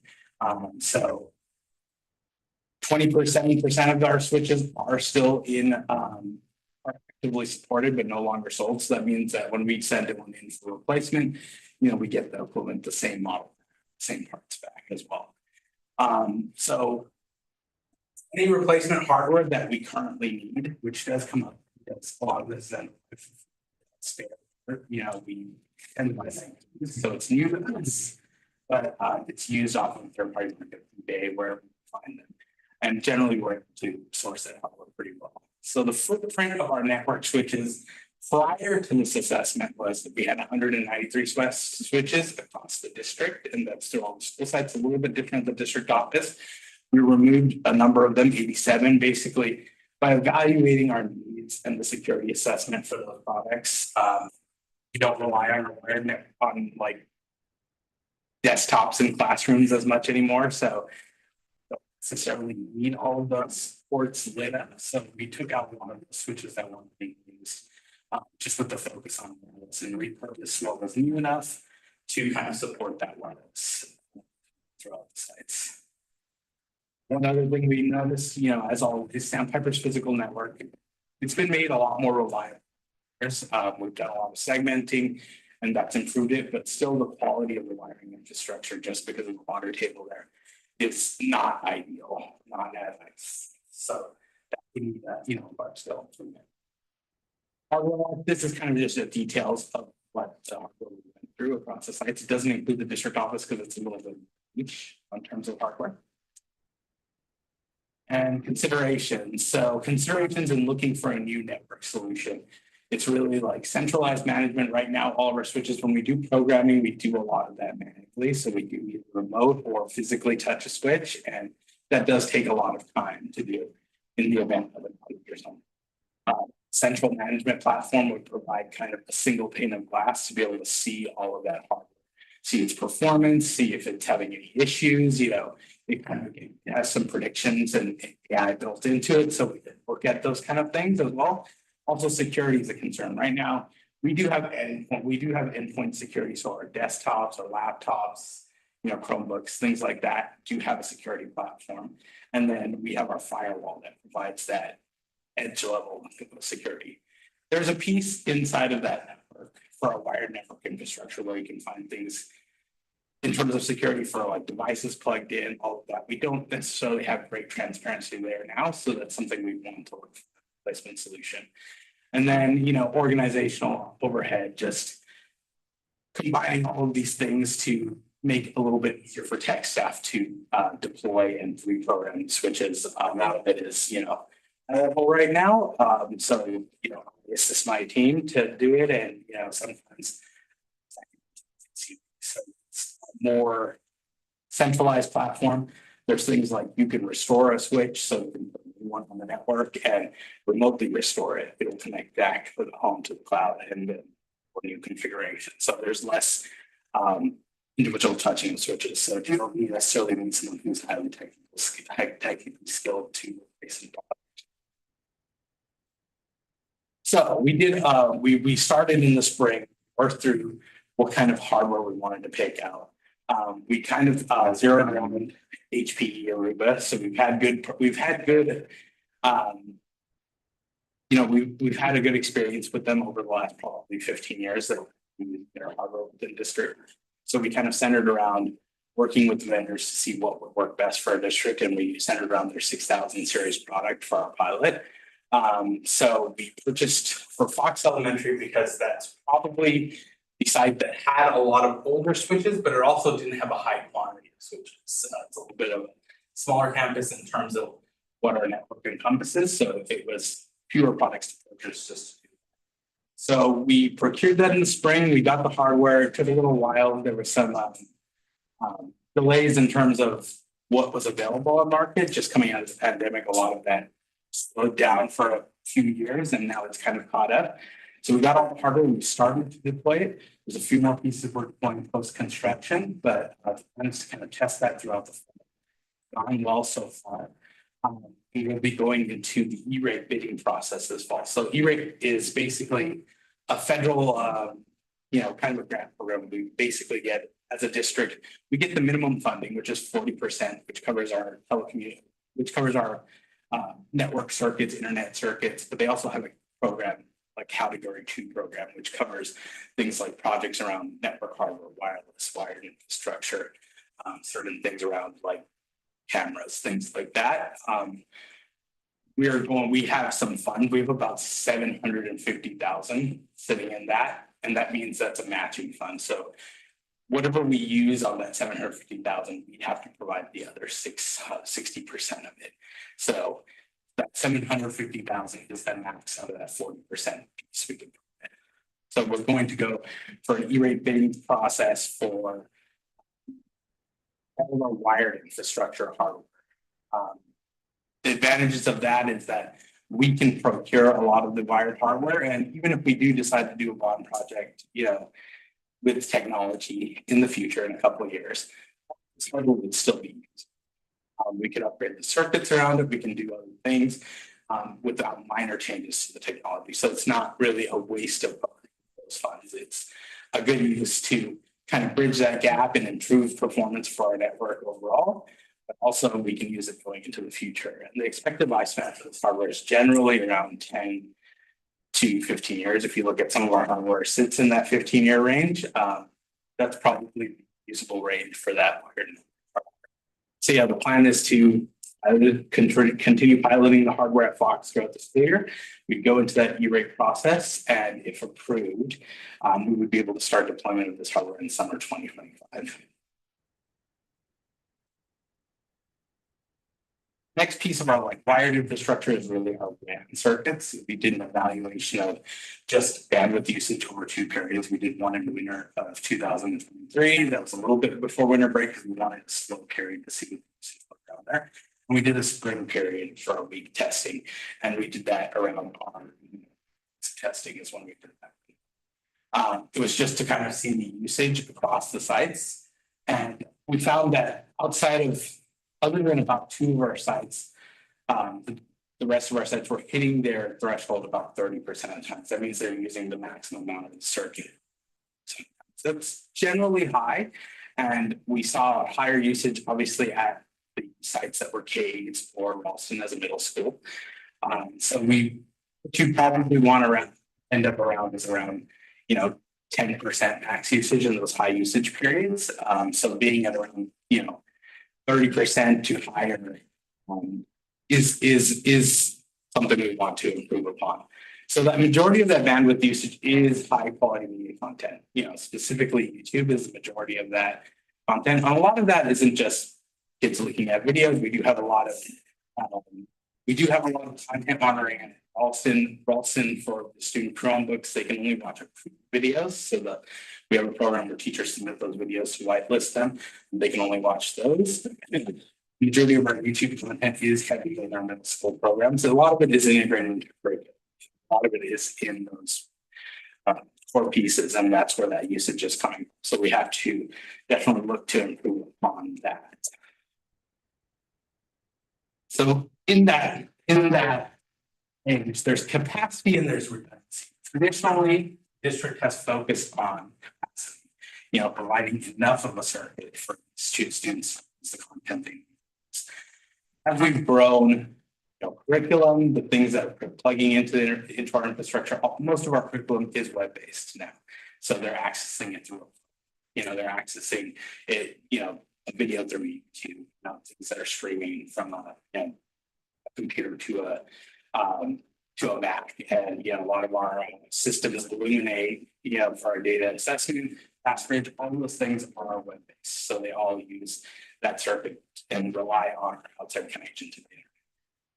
So redundancy has become an important piece in that we want to be able to support those resources in the event of an outage to our primary circuit. So right now we rely on Comcast Xfinity for our internet services. We want to look for additional coverage there. As an example, in the 23-24 school year, we had 4 periods of outages with Comcast. One of them was a district-wide outage, and that lasted almost probably 3/4 of the school day.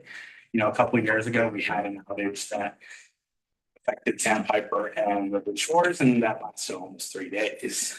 So in those events, you really want to be able to provide that coverage. So building redundancy into our network, that's internet circuits, whether that's our switching infrastructure and going through, we want to build that.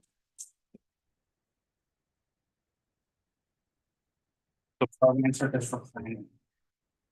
We are going our year filing this year. So every year we go out for year 8 filing. We finished up our 5-year contract with Comcast. There are 3 extensions in there, but we decided to go out to bid for it again. Basically, what we'll be looking for is kind of some canned options. I think for internet circuit, we're looking at moving it from a 2 gig connection to a 10 gig connection. For our school sites, get the options in the bid for 3, 5, and 10 to see what that comes out to and what's kind of equitable for the district. Because there are some considerations there. We upgrade all the sites. That means the collector that's at the district office has to be larger. So we kind of want to make sure we're getting the best benefit because, it might be that a 10 gig connection doesn't get to a school site like Ralston. It doesn't cost that much more than getting gigs, so that might be something to consider. So we'll look at that through the rate bidding process as it goes along. We're also looking at services, so we've engaged Sonic. Unfortunately, redundant services aren't covered under E-rate. Capacity, not redundancy. So we're looking at services from Sonic. We're going to establish an internet connection backup.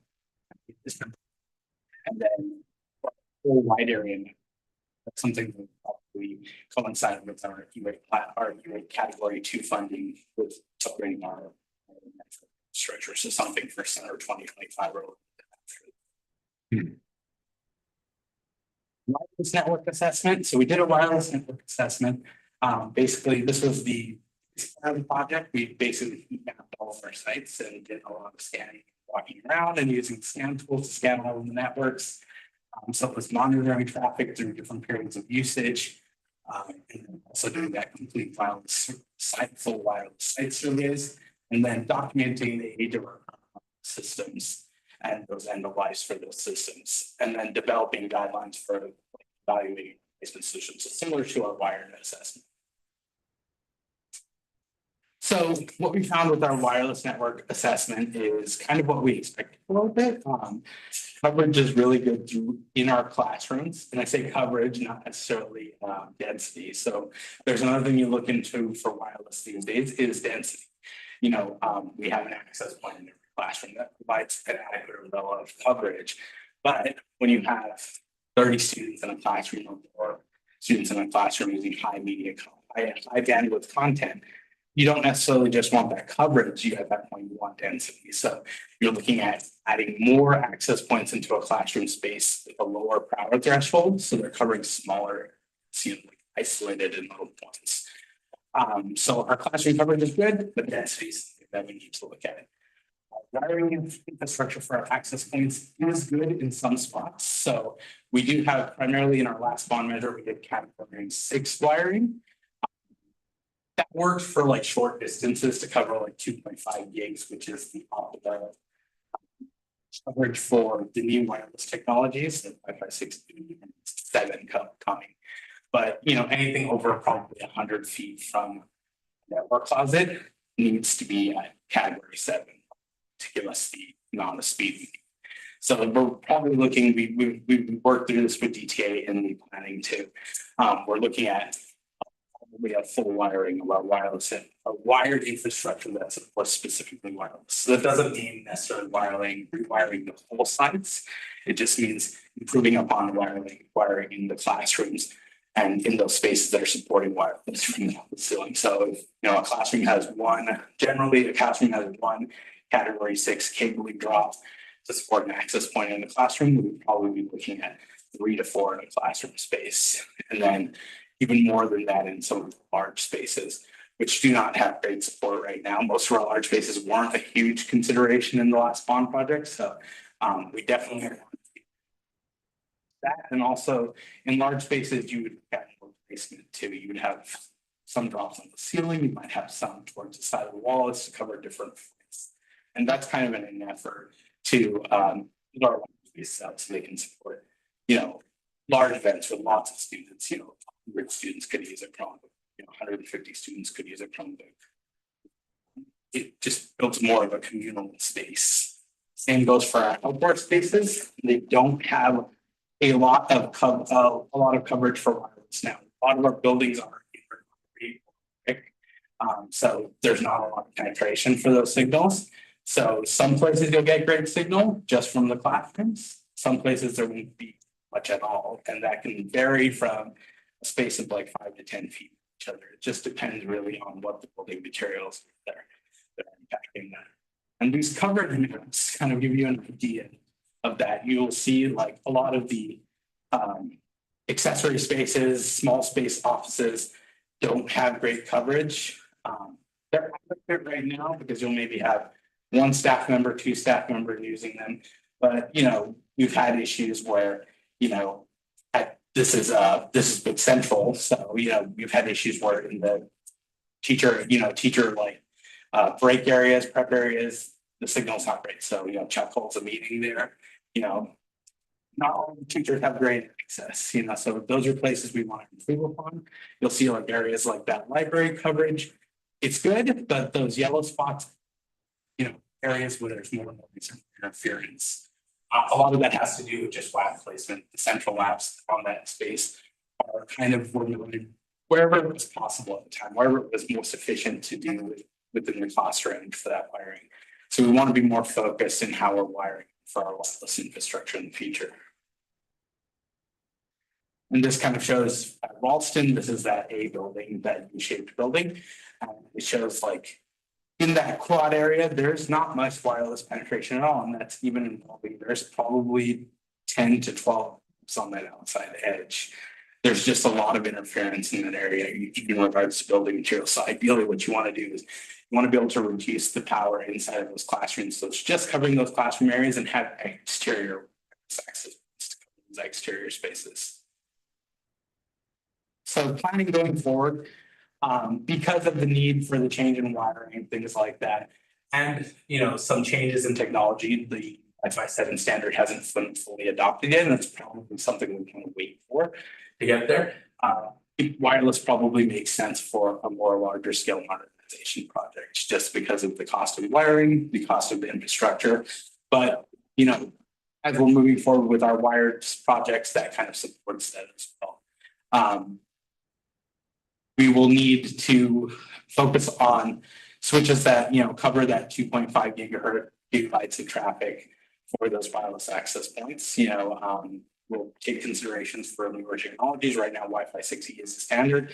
We'll wait till Wi-Fi 7 is fully adopted. And then we'll have to focus on a lot more wiring towards the exterior spaces, a lot more focus on how we're placing those access points in classrooms so we can get the best coverage. Staff devices. So, as all of you are familiar, we did a Mac pilot last year, and that was a piece of the a suggestion that came to the strategic plan, both from technology staff, your staff website, to just have better staff devices. So we piloted that with about 30 users. It was to evaluate and define our device management effectiveness, just if there was any type of logistic issue as far as managing those devices, and also just planning with to be about the long-term costs for an adoption for all of our staff. So with and post-pilot with that, these are kind of the pieces we came out with for our Mac adoption. That's working with business owners, working with the feedback that we got from those pilot users. It made most sense financially and where the rest of our devices were at in the age to do a 3-year transition plan. So in that 3-year transition plan, we have what's this first year, 24-25 is our early adopter year. So just this past week, we deployed, I want to say about 37 Mac devices to our new staff. With the new staff, there's a couple of caveats with that. Anybody who's participating in our early adopter year, even the new staff, have to agree a couple of terms that we aligned. So first piece was enhanced security measures. Just all staff that we putting on Macs, we're moving them to two-step verification with their Google accounts. Part of that is to just increase security for our staff users' accounts, but also it's something that's going to become a nature and for sure. So we're trying to get ahead of that. So we use this as an opportunity to move forward with that. A piece of that too was we talked to other districts. Everybody had suggested with two-step verification. I know with all of you, if you've used two-step verification, the easiest way to do it is obviously that can't be the only option, but for our early adopters, we said, hey, if you want to be an early adopter, we'll work with you, but you need to turn on two-step verification and use your phone. The idea behind that is to get as many users using their phone as possible, just so people see the ease of access rather than using what we will offer in year 2 and year 3 is a security key. It's more of a pain. You have to plug it in to verify, and you have to tap Bluetooth connection to it to use that to verify your two-step status. So it just makes sense to for most users to just use it. So that's a requirement for our early adopters, and also just to bring our alignment with our Google Workspace environment. We are phasing out this Microsoft Office products for the majority of our staff. Just Google Workspace and the Apple Productivity Suite provides most of the features that our teachers would. There are some limited staff who will need access to Microsoft Office Suite. We're providing that as for the device refresh cycle. Rui and I kind of went back and forth on this, but we saw that maintaining a 5-year refresh cycle probably makes sense since you start seeing wear on other items on the device, key things like that. That's something we can always evaluate since the durability on these Macs is a little bit higher. They may last long. So if that's the case, we will evaluate the refresh cycle. So what's completed so far? Like I said, we had those 30 additional pilot users. We have 37 new staff that we deployed to. this last week, and now in the next month and a half, we're gonna deploy to 101 users that have agreed to as our early adopters. That's just existing staff. So at the end of the day, that'll bring us a little bit over a third of our devices to our Mac deployment, and that'll be a great start. In year 2 and year 3, to a more traditional. We'll still be requiring 2-factor authentication for new staff, but probably at some point in year 3, we'll phase out the option for this device for a lot of our staff. There are certain areas of staff like we're prioritizing staff who don't have some technical requirements like using our financial system because it's going through a transition right now. We're just kind of waiting that out because that's going to become a web-based product. So it won't use the Windows infrastructure. And those early adopters, we're planning to survey them about 3 times this year to kind of capture some usable data for that and use that to adjust our deployment in year 2 and year 3. Student devices. So our student device deployment is actually pretty solid as we see it. We had a plan going forward to transition all devices to USB-C to kind of have centralized, platform without having to worry about holding spare devices for others, because that was always a problem. So everything but K through 2 deployment is fully on USB-C now. So all of our 3 through 5 cards, over 6 through 8 Chromebooks are all on USB-C now. The goal this fall is we have about 600 devices that we have to deploy in K through 2 to our for student devices, and that will bring them to USB-C. So by the end of the year, we should have all of our older devices off of the top, and just everything will be USB-C. So in this background, the background for like checking for assessing student devices, we were kind of seeing platform viability. Is Google Chromebook still the best? Is Google Workspace still the best collaborative platform that we can use for staff and students? Also checking the device refresh cycle. So we're on that 5-year refresh cycle with some devices pushing into that, placing at 4 years.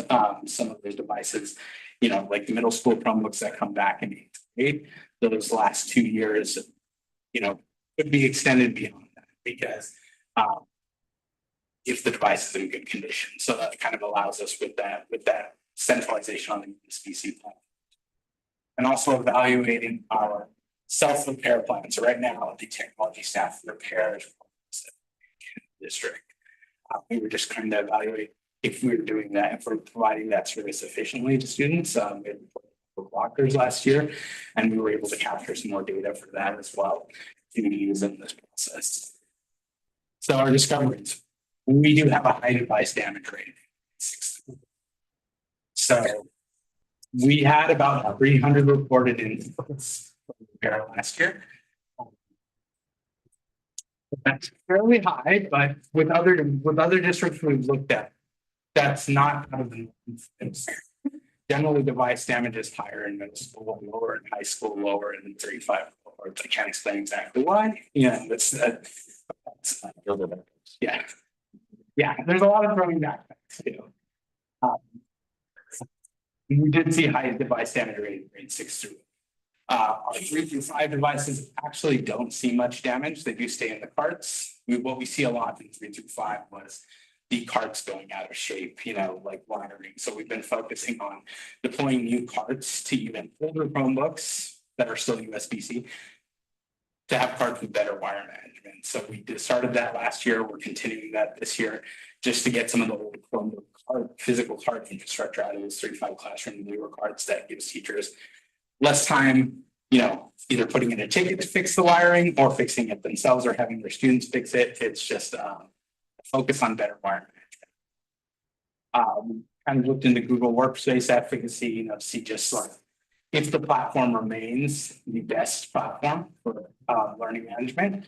I don't know if we could conclude that it's necessarily the best platform or the platform as far as a solution, but it is has a strong focus towards collaboration.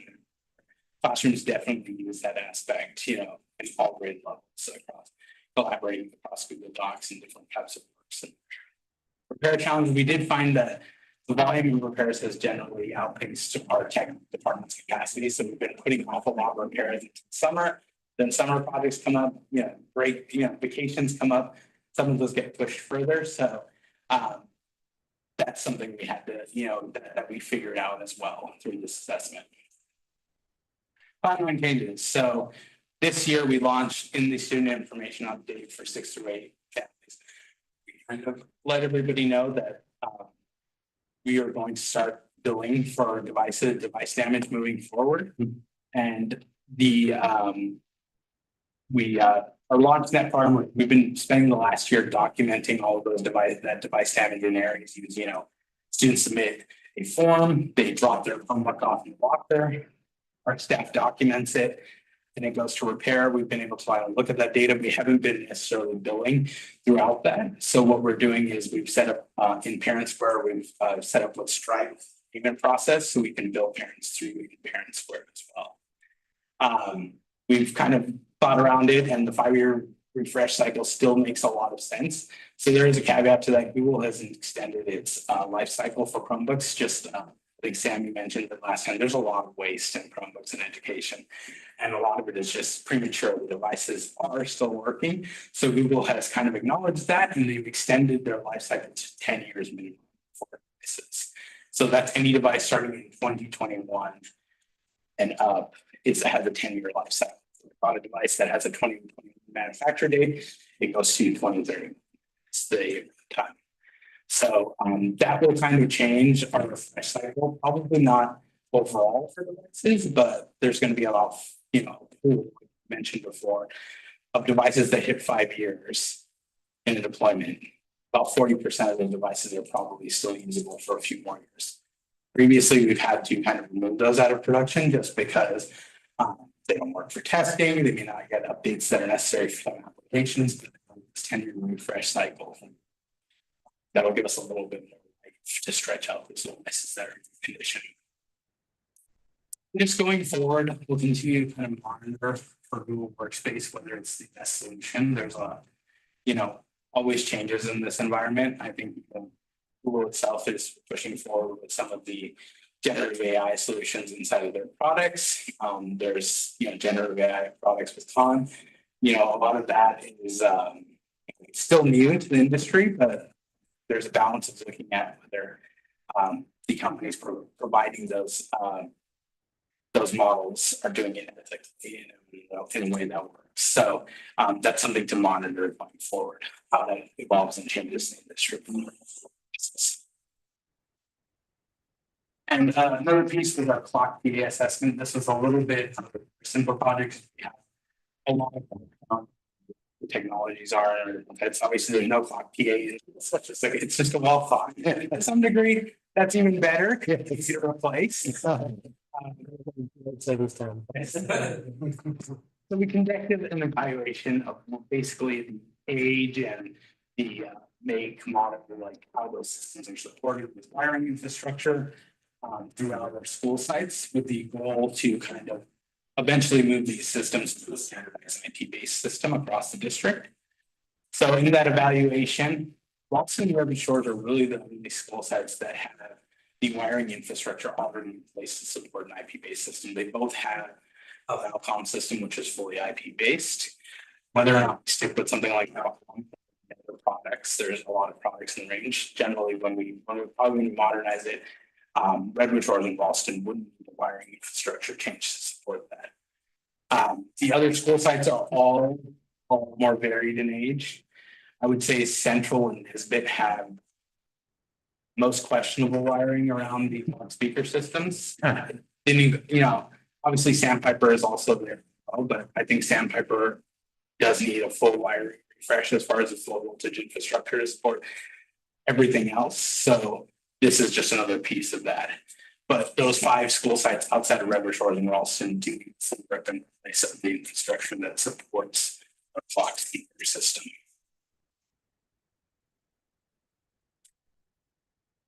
So planning, this is definitely a project that is going to have to fit under a larger modernization project, because a lot of this project is in the infrastructure surrounding.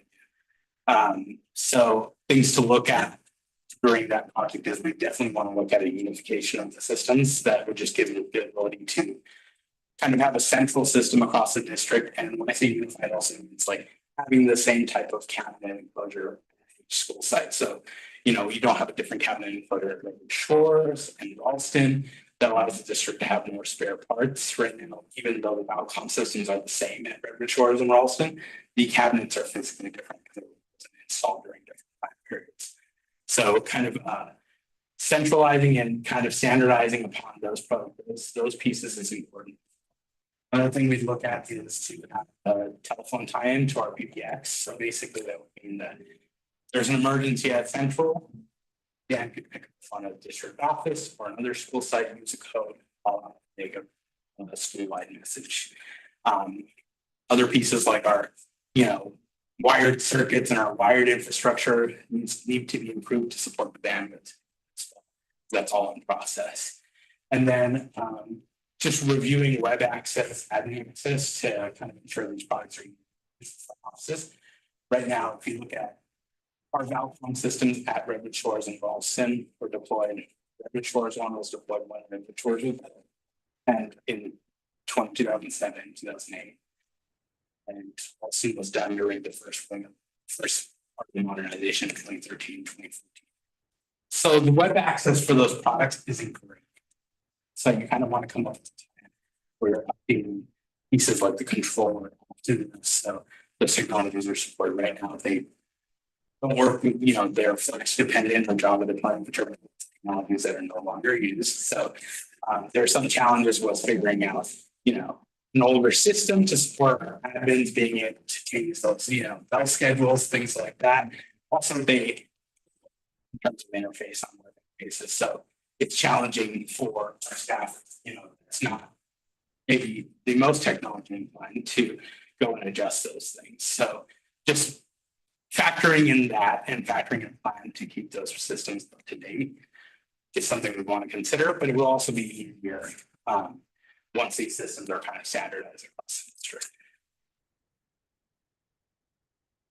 Other strategic plan goals, you know, we didn't even put a big swath really still looking at generative AI, doing a lot of education for ourselves just to kind of figure out what's the best way to use it. I think a lot of things that come up are just the ethical pieces. You know, I know there's a lot of ethical concerns in AI, and you know, there's just emerging tech with companies like will not fully being sure of their generative AI strategy and not fully pushing that product forward. You know, there's companies like Anthropic that are looking at it through a more ethical. So I think a lot of the space is just really still there's not a sure thing. Even though probably I think our next steps for our staff is probably educating them around what generative AI is and how to use it best, instead of necessarily adopting products throughout the district. Generative AI. It's just getting the education necessary in the hands of our staff, so they have the best. They can make the best of moving forward themselves. Kind of a security headspace piece, just getting our staff to the factor authentication. We'll do that through 3-year Mac deployment, eventually 3-year getting all of our staff there. Hopefully there's no insurance requirements around student 2-factor deployment at any point. Organization phishing tests. So really something I've been talking about is running phishing tests within our organization. I know it's not necessarily the most popular thing, but it's very suggested by security organizations. Yeah, it's not to shame people. It's just where the flaws are and where we have to do staff education for that. So I think those are the only places we want to improve upon in terms of security. In addition to things like our wired network project, improving our security visibility. An infrastructure mindset district is kind of important. As we plan as a district for modernizations, just looking around standardizations at our school site. I know everybody kind of maybe wants something a little bit different, but it's always good to look at it from a standard perspective so you can support it. And just building survivability for networks. For some of our, for systems, whether that's, moving them from our own network, a lot of our products like Illuminate, Fast Bridge, they're all hosted outside, so they rely on somebody else's infrastructure to work. Generally, to scale, it's easier for those people than and seeing their software solutions. That's not always the case. There are outages where, they can't predict it either, but they can generally provide better redundancy than we can for those things. So for a lot of our software solutions, probably the next thing with our SIS with Aries is moving those out to the cloud. Outgoing infrastructure in terms of our internet connection are good enough to support usage. I guess now it's time for questions. Thank you, Jerome. Thank you for a very thorough presentation. Thank you for all your hard work. If there are questions, I have an order that I'm going to call people in. Are there questions? And the order is Sam, David, Jackie, Jim. All right. Of course, let's take a look at the last question back. Presentation, thank you very much. And it seems like you've been doing a lot of work with this. I mean, going around, I'm sure you've had devices and listening to and everything. Definitely the wireless piece was the largest chunk of it. It's a lot of walking around the sites at different hours and figuring out and just drop that. How often are these assessments done? Like, when's the last time? And now that we've done this one, So this is the first time for us, so we put some specific hardware to do this assessment. As part of our planning. Previously, we hadn't had this kind of solutions. We had basic tools to do an assessment, but nothing as comprehensive as this. So moving forward with these tools that we have and making sure they're up to date going into the future, we can do assessments. I think the bigger thing is instead of doing site-wide assessments and district-wide assessments, it's where there's a reported issue, which does come up a lot. There'll be a classroom that there's a dead spot in one corner of the classroom. With these tools, we can kind of go through those classrooms and figure out what the issue is and see how we can mitigate that with these tools. So I think it's more spot checking for assessments going forward. And maybe, prior to a modernization project, we had, purchasing a wireless solution, we might do a full more another district-wide assessment. what's what's the penalty? There used to be some enforcement around that. In terms of like California having enforcement around that, there's not anymore. They do give you this, they do provide you refunds, but it's not really equivalent to the service. That's the problem. That's really why you want to look at redundancy. Because if you look at our whole Comcast contract, so all of our Comcast services probably running the low 100,000 range. And there's a 40% discount, and that's the district that's eating about 60,000. So they cut out 60,000. Okay. So if you cut out like a day's worth of use on one site, it factors out, I think you got a refund. 2 sites were down, it was probably about $170. That doesn't really work out to what was lost in terms of lost technicians, lost for our staff, things like that. So that's why you kind of have to build in redundancy. Have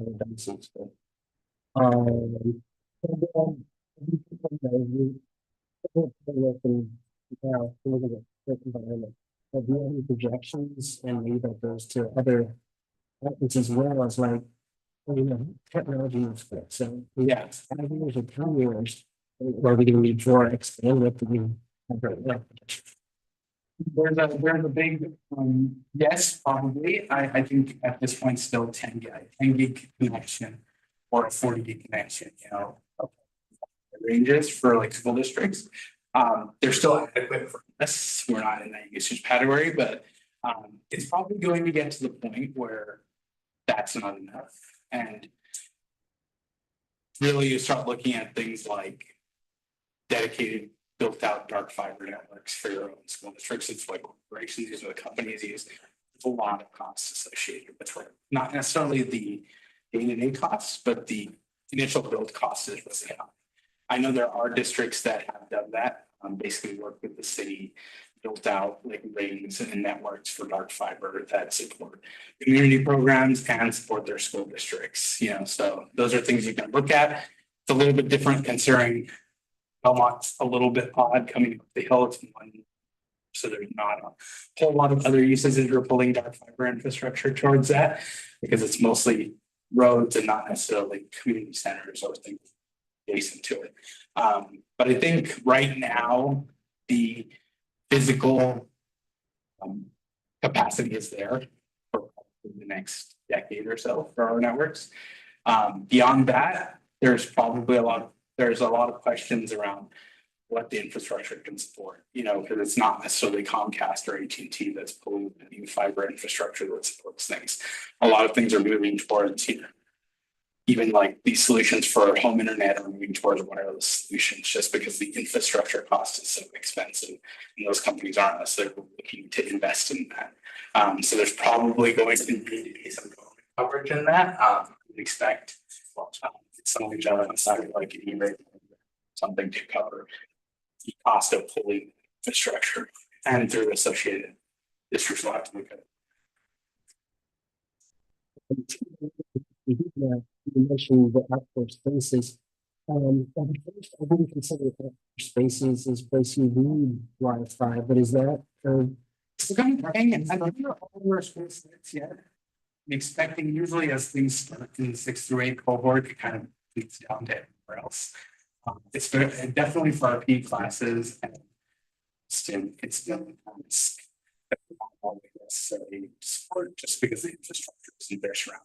So I think it is a growing use case in areas like the quad for students to use their technology, things like that. I think, you know, there will be more spaces. But right now, we're mostly seeing it in 6 through 8 programs. the device damage, not surprising, but, you know, the things get damaged. So for the part you're saying that even districts, some of ours have an equal or maybe some higher damage. So I think what's helped in other districts, not necessarily, it's kind of data based. What's helped other districts is definitely enforcing the billing of those devices, but also the insurance programs, things like that. And CBO out there testing on correctly. Parents, we are buying some public insurance through the district as well to cover device repairs. So the kind of burden of repairing those devices from the technology piece to getting those Chromebooks repaired and back in fleet faster. So we're not having to use as many replacement devices. But yeah, other districts, it kind of fluctuates. Some districts have really tight guidelines and programs around billing for damage, and they still see a lot of demand damage. Some districts have implemented repair programs and you know, moving those costs up to visibility and have seen reduced incidents of damage. I think a big one is a lot of districts we checked in with saw a reduced amount of repeaters. So people who were, you know, they didn't necessarily see a reduction in a child breaking one device, but maybe breaking 2 or 3 devices. And we do have some of those, so you know, that helps there. So you mentioned the workspace. I don't want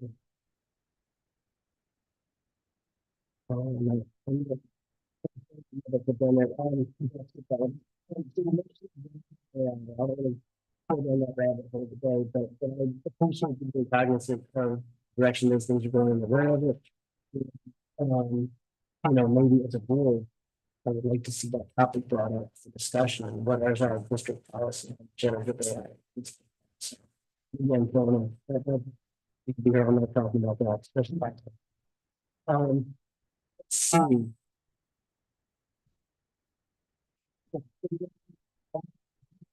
In your plans, Yeah,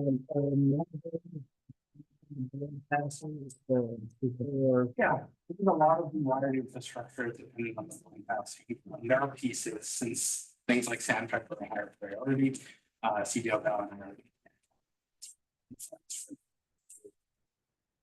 Previous two times. Processing. But the majority of our infrastructure, you know, upgrading the clock PA system, standardizing all those things, that's really reliant on. Right, thank you for your answers and your confidence and all the work you've done to improve the technology to make it a good learning environment, technology for kids. Mr. Lyman, and Mr. Thomas. Thank you for that excellent presentation. One question, two questions. The first question is with kind of the wired infrastructure and wireless. So, are you concerned with maybe it's the wireless, but the discussion and dialogue in communities with around 5G and maybe the impact of the waves on people not feeling well, you know, et cetera. I think that discussion is not anything, but are you concerned with as we get more wired or wireless campus with all this infrastructure and stuff put into place? Are you concerned at all from that perspective? And if so, then how can we mitigate that? What we look at specifically with our infrastructure is as we put more access points in classrooms, we're not necessarily just leaving them at our threshold, but a lot of our access points right now are because they come in classroom, they cover space outside of it. As we put more into these classrooms, we're reducing a lot of that. That's definitely a thing with wireless technologies now with Wi-Fi 6E. It's a little bit different in the, like the 5G space when you're looking at because they're different spectrums too. Wireless obviously does work on the 5G spectrum, but they're a little bit different, like mobile technologies. They have broader spectrums than us, and they have more space that they can use. It's kind of like if you look at it as a radio, you only have these technologies have a certain range and spectrum they can use. Generally with wireless technologies, it's a lot smaller, it's localized. So with the access points we'd be deploying, so say if we deploy 3 in a classroom, we would decrease the power in the threshold a lot because we don't want to create interference here and there. So whether that has an impact, I'm not sure on people. It's definitely the wireless itself is producing less power, less radio itself. Thank you, I appreciate that. Well, my last question is just the things that you jazzed up this year. What's the favorite toy that you wanted to bring? I mean, everything, this infrastructure project is great. See mapping, projects. But also things like Mac deployments. It's great seeing staff having faster, more capable. So being able to do that this year, getting 1/3 of our staff over on those in year 2 and 3, getting the rest of the staff. There's a big management piece too. These Mac really full around the mobile device management solution we used and how that would impact our tech department, how that would help. Just in this last week, we spent a lot less time deploying new devices to staff than we would have if we had done a full system. We had a couple of teachers who requested an application, you know, day 1. Instead of having someone go out there, we were able to hopefully through our mobile device management platform. So that's kind of exciting stuff. It's having those management pieces in place to better support people and give people faster access to the tools. Just to clarify, problems in my own Mac. Is that the kind of the hard damage you're talking about? Like that. Some people only on those tap devices. People have been pretty good about with the MacBook so far about using them. I think giving people a better device probably take better care of it. I'm sure that will change as we go wide through the district. To develop our practice, generally what we've done is the first device you break or you lose, you know, we'll cover it. If it starts becoming a repeat, which we haven't had that staff, then we would look at it. There we go. Thank you. Thank you, trustee Cox, trustee Bruno. Jeff, always look at this. Those are just out of curiosity, so there's a slide. And circuits assessment. I'm just curious why Fox is so.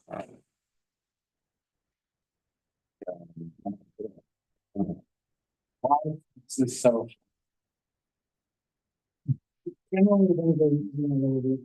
Like I said, most of it centers around video content.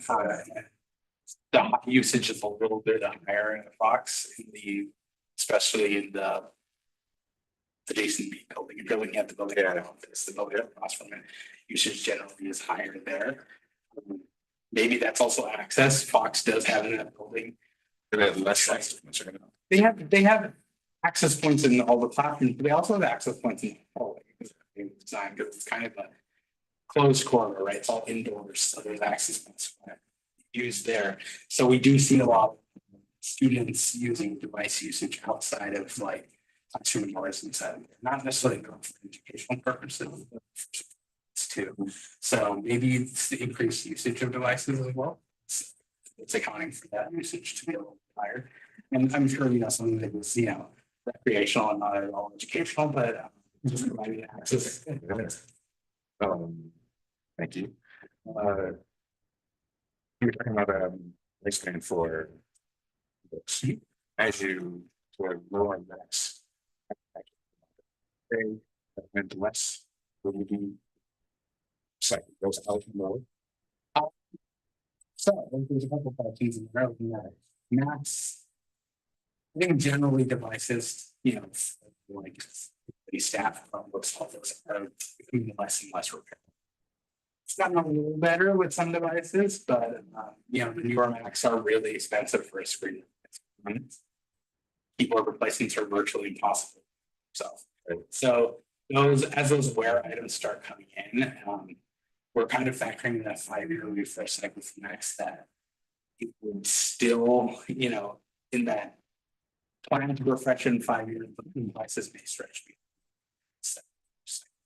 We do have a lot of Windows devices with staff users that 5 years.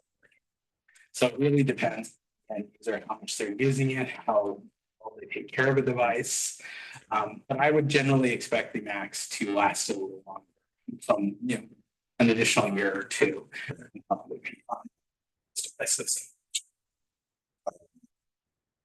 You mentioned building families.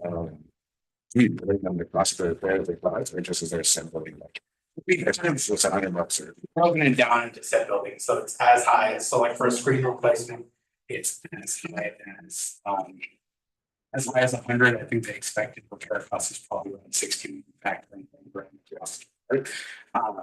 For the replacement of the device, generally, if anything breaks on the bottom case, keys can be replaced and the cost would be for that. But keys can't always like the front side mechanism is broken. A lot of those houses are integrated into the chassis. So it kind of coincides with the device replacement. So if there was multiple keys popped out intentionally and damaged the mechanism, we would probably go for the whole.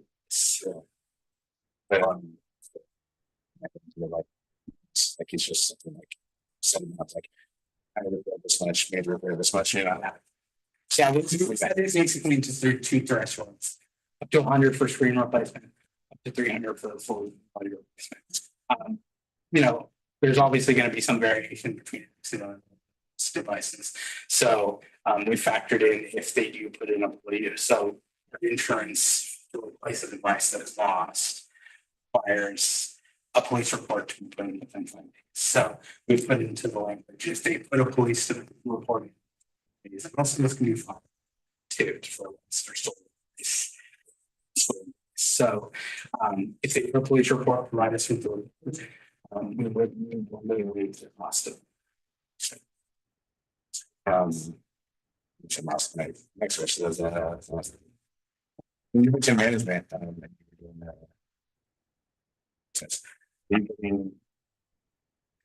devices, like, I imagine it could just tell you how much, what speed I'm at as I move around the room. It tells us, the speed is a little bit more variable. We found more that some of our like, significant stuff won't work.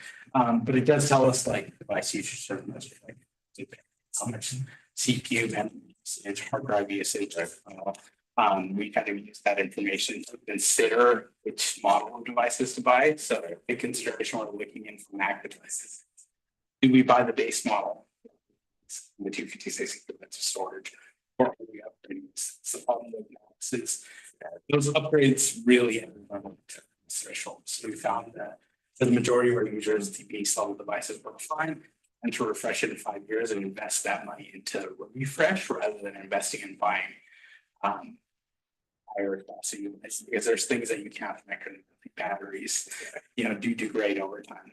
That's not going to change whether we upgrade the device or not.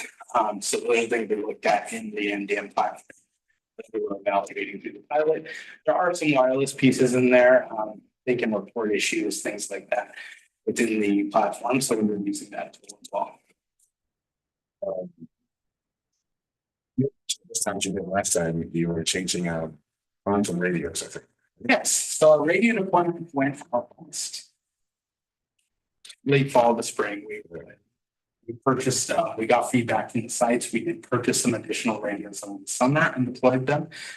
The campuses, we're probably going to check in with the principals again on that to see where they're at their sites. Do they have enough radios? Do we move on to that? Some feedback we got was some sites want more channels, but we're trying to standardize around having as a controlled set of channels. So the radios are really just focusing on that emergency problems. As far as the phones, so we did get our district office and all the ones deployed out, and then we had some challenges on our end as far as figuring out programming. We found that third party over the summer, and they really helped us kind of jump speed with that. So we have these systems deployed on temporary numbers right now. We're just having the office staff as they came back kind of check their auto attendant recording, give us feedback on what they might like to add. We're not planning on like adding everything for everybody individually. We're trying to kind of take that mantra of standardizing across the district. So we take those considerations and apply them to everybody's system rather than just one study's school site. So that's our first process. And then once things go for school sites in the next couple of weeks, we're going to deploy school sites all around. So the classrooms, the offices will have side by side with the system and the new system. The classrooms will deploy them all at once. So over a period of 2-3 days for a school site, we will move classroom phones and deploy the new ones as we do that. So the classroom access really what the classrooms and small office spaces that access it is the ability to call the office. They don't necessarily have that site to site. That's the so there'll be a little bit of a gap for that beginning, but so the plan is to over the next couple of months get all those funds out. Once everybody's set, we'll do the migration process for the AT&T number. We've already kind of worked with our consultant and AT&T to kind of gear that up.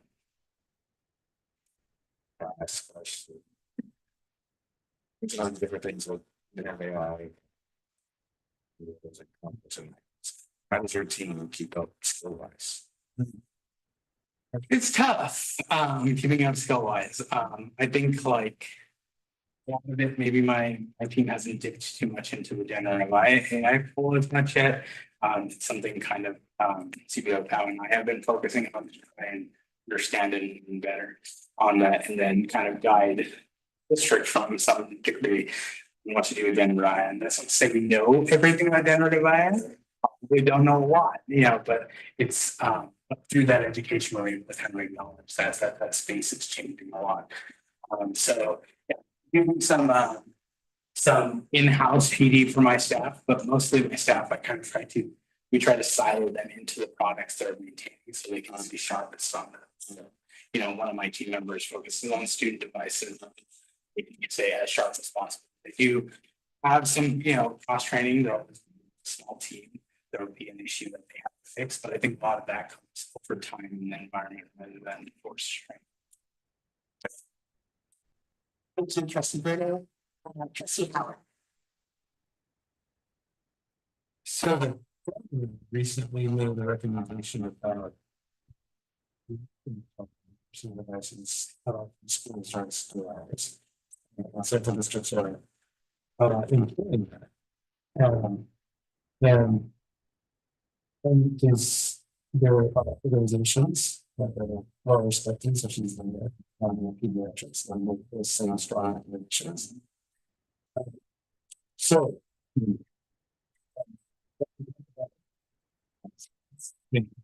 Census. Access to outside areas. I wonder if that is something that will service well over time. And then I wonder if there's the ability within our system to regulate said coverage. So, say you deploy something that allows you to have coverage in there, you also turn off that coverage depending on the hours of the day. Is it offered 24/7? And some, like Sam came out of Austin all day long in his coverage. It's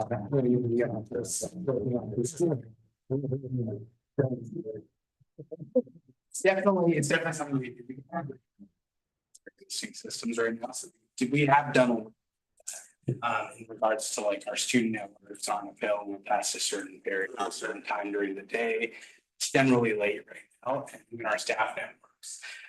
We try to turn them off. I think 11 o'clock is the cutoff right there. It's also a piece for safety consideration.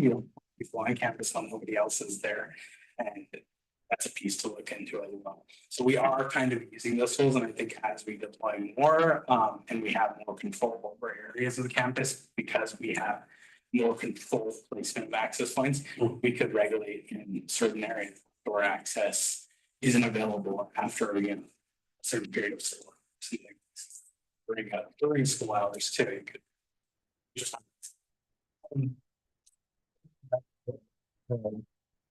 Policy and possible for that. Is the expected same as so totally fine if you factor in the devices that we had to repair last year. So we had 300 incidents of device damage. I would say about half of those were not repairable to some parts. And there's a limited use for them. So we save things like batteries, all that. So I guess it's really just that number in terms of 150 times that 300 threshold that it costs to replace a device. It's about anywhere from 285 to 300 license.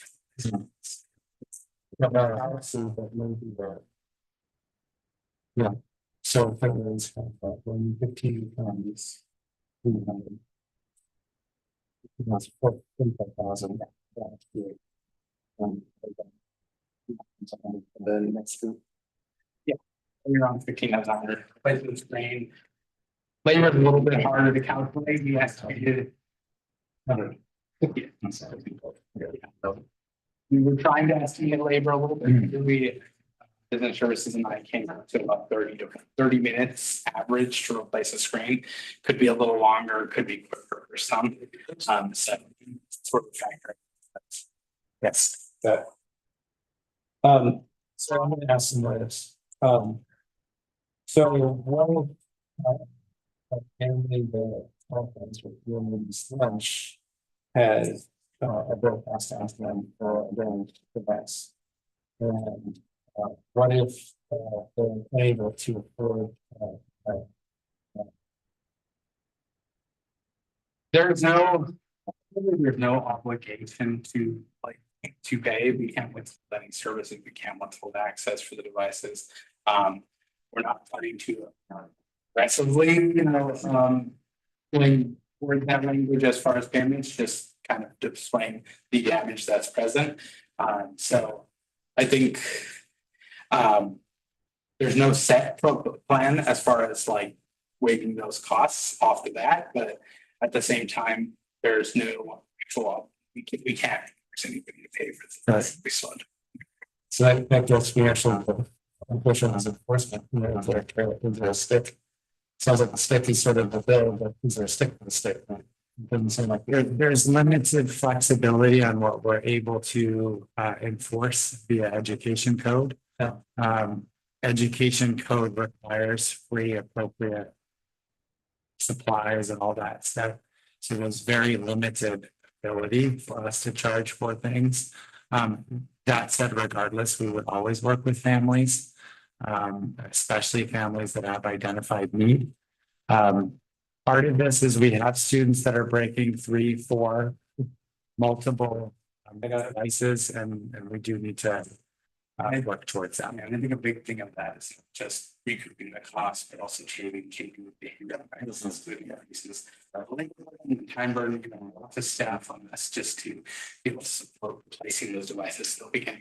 The ideal solution, ideal direction would be that a student damages one device, their parents get the new one, pay or not is another piece, but that cost is acknowledged so that parents really understand it, and that hopefully that student doesn't have. I would say in just comparables, I think we all grew up in the textbook era. You lost a backpack with textbooks in it, and you were easily paying more than the cost of it.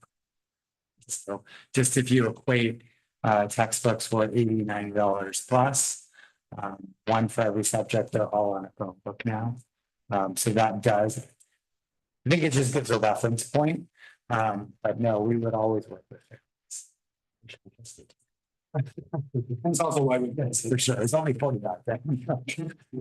why we built in things like filing the police report as grounds, because we can use that as insurance coverage.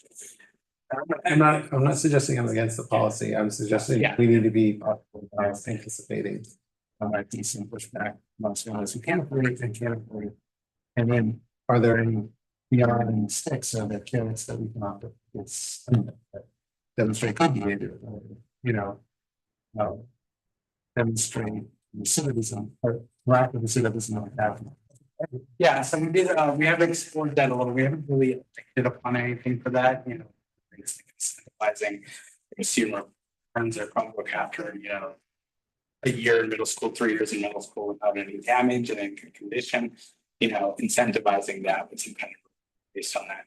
The thing we did consider was that 3 years is a long time to expect all of those practices to align for that. So it may need to be, some kind of short-term reward for like just figured out what would work best at. We asked a couple of other districts. There are some districts doing that, incentivizing prices and things like that for kids who do have no zero reported incidents from devices kind of in good condition.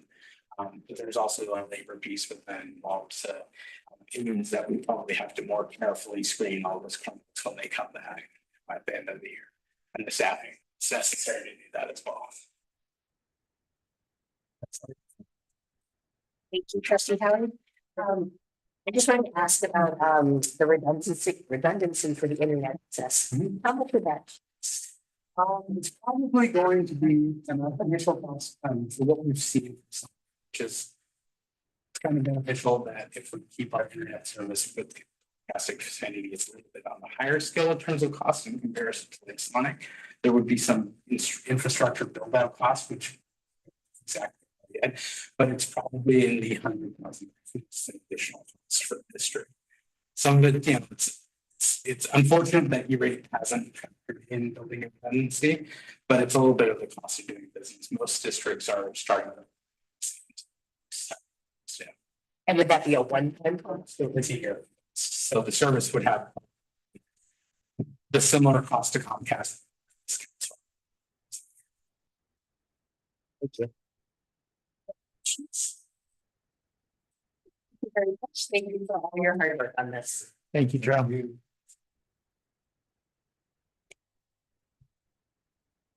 All right, great. The next item is item number 15, CSBA policy updates, June 24, first reading.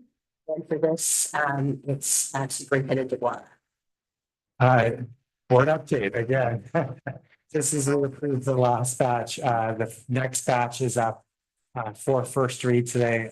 No action just informational. Has our current board policy followed by the title, whether or not we have the policy, whether or not it's a mandated policy, and then staff recommendation for approval or not. Again, this is first read.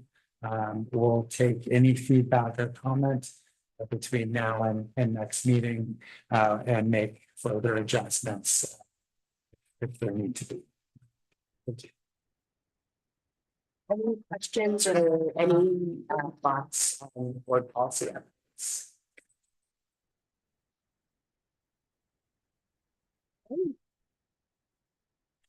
Done.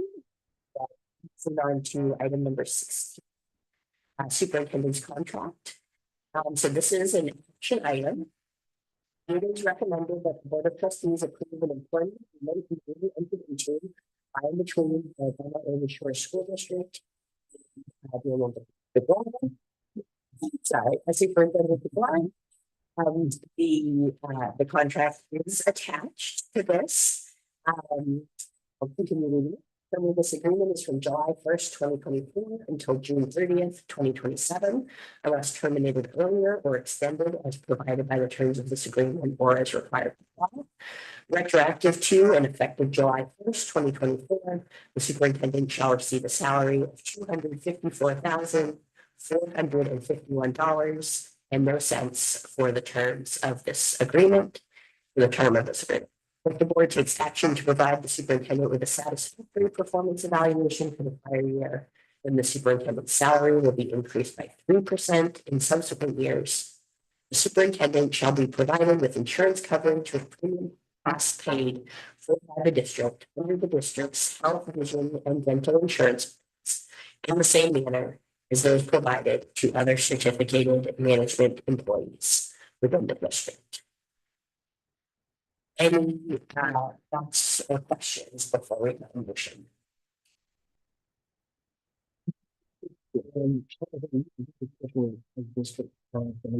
As our superintendent, he has consistently exceeded expectations and delivered fantastic results. When the super communicator and was extremely involved with. So I can't thank you for that. And I think this contract is well deserved for all your hard work. Thank you. Okay. Questions or comments before? Ask for a motion.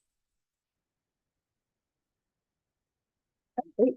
Can I get a motion to approve this employment agreement made and entered into by and between the RSSD and Daniel? Can I get a second? Seconded by trustee Cost. Do I need to call individual? Right, all in favor, please say aye. Opposed, please say no. So that passes unanimously, 5-0. Thank you very much, Superintendent Tamara. We appreciate your continued service. Likewise fortunate. Thank you. Thank you. Item number 17 is the future board meeting agenda items. And turn it back. We are showing for our upcoming 3 meetings. Board retreat on August 28th, week after next, will be focused on the facilities master plan and governance. In September, excuse me, key items, unaudited actuals, back to the budget there, public disclosure of developer fees, adoption of the facility master plan. We'll actually formally adopt that plan there. Material sufficiency, which is a yearly. Going into October, the critical regular agenda, school highlights will start then with Sandpiper School being our first one. Ed Services will give our fall assessment update. We'll have a child nutrition report, and then we'll have some work with CSEA, beginning negotiations. Thank you. As well as any other suggested items. Sure. I remember July much mentioned discussing AI.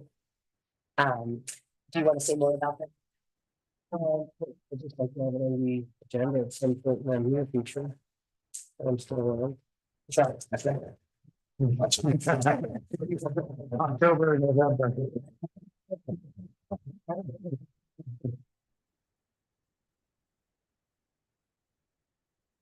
Great, thank you. Any other suggestions for a future board meeting agenda items? Yes. Where we anticipate two new trustees this year, and I wonder if we work them out and you may have to assess whether it's opportunity for them. And the other thing that struck me is that we had that fence map that we got form that had the loans on it, and it would be nice to know that product and trying to do it together and be.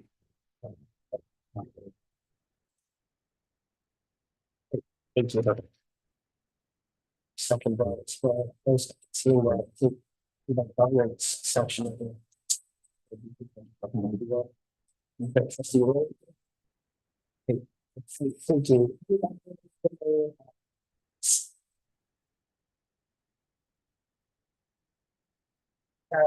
Not going to convene the closed session. So can I get a motion to adjourn? Can I get a second? Second. All in favor of adjourning, please say aye. Any opposed? There. 11:02 p.m.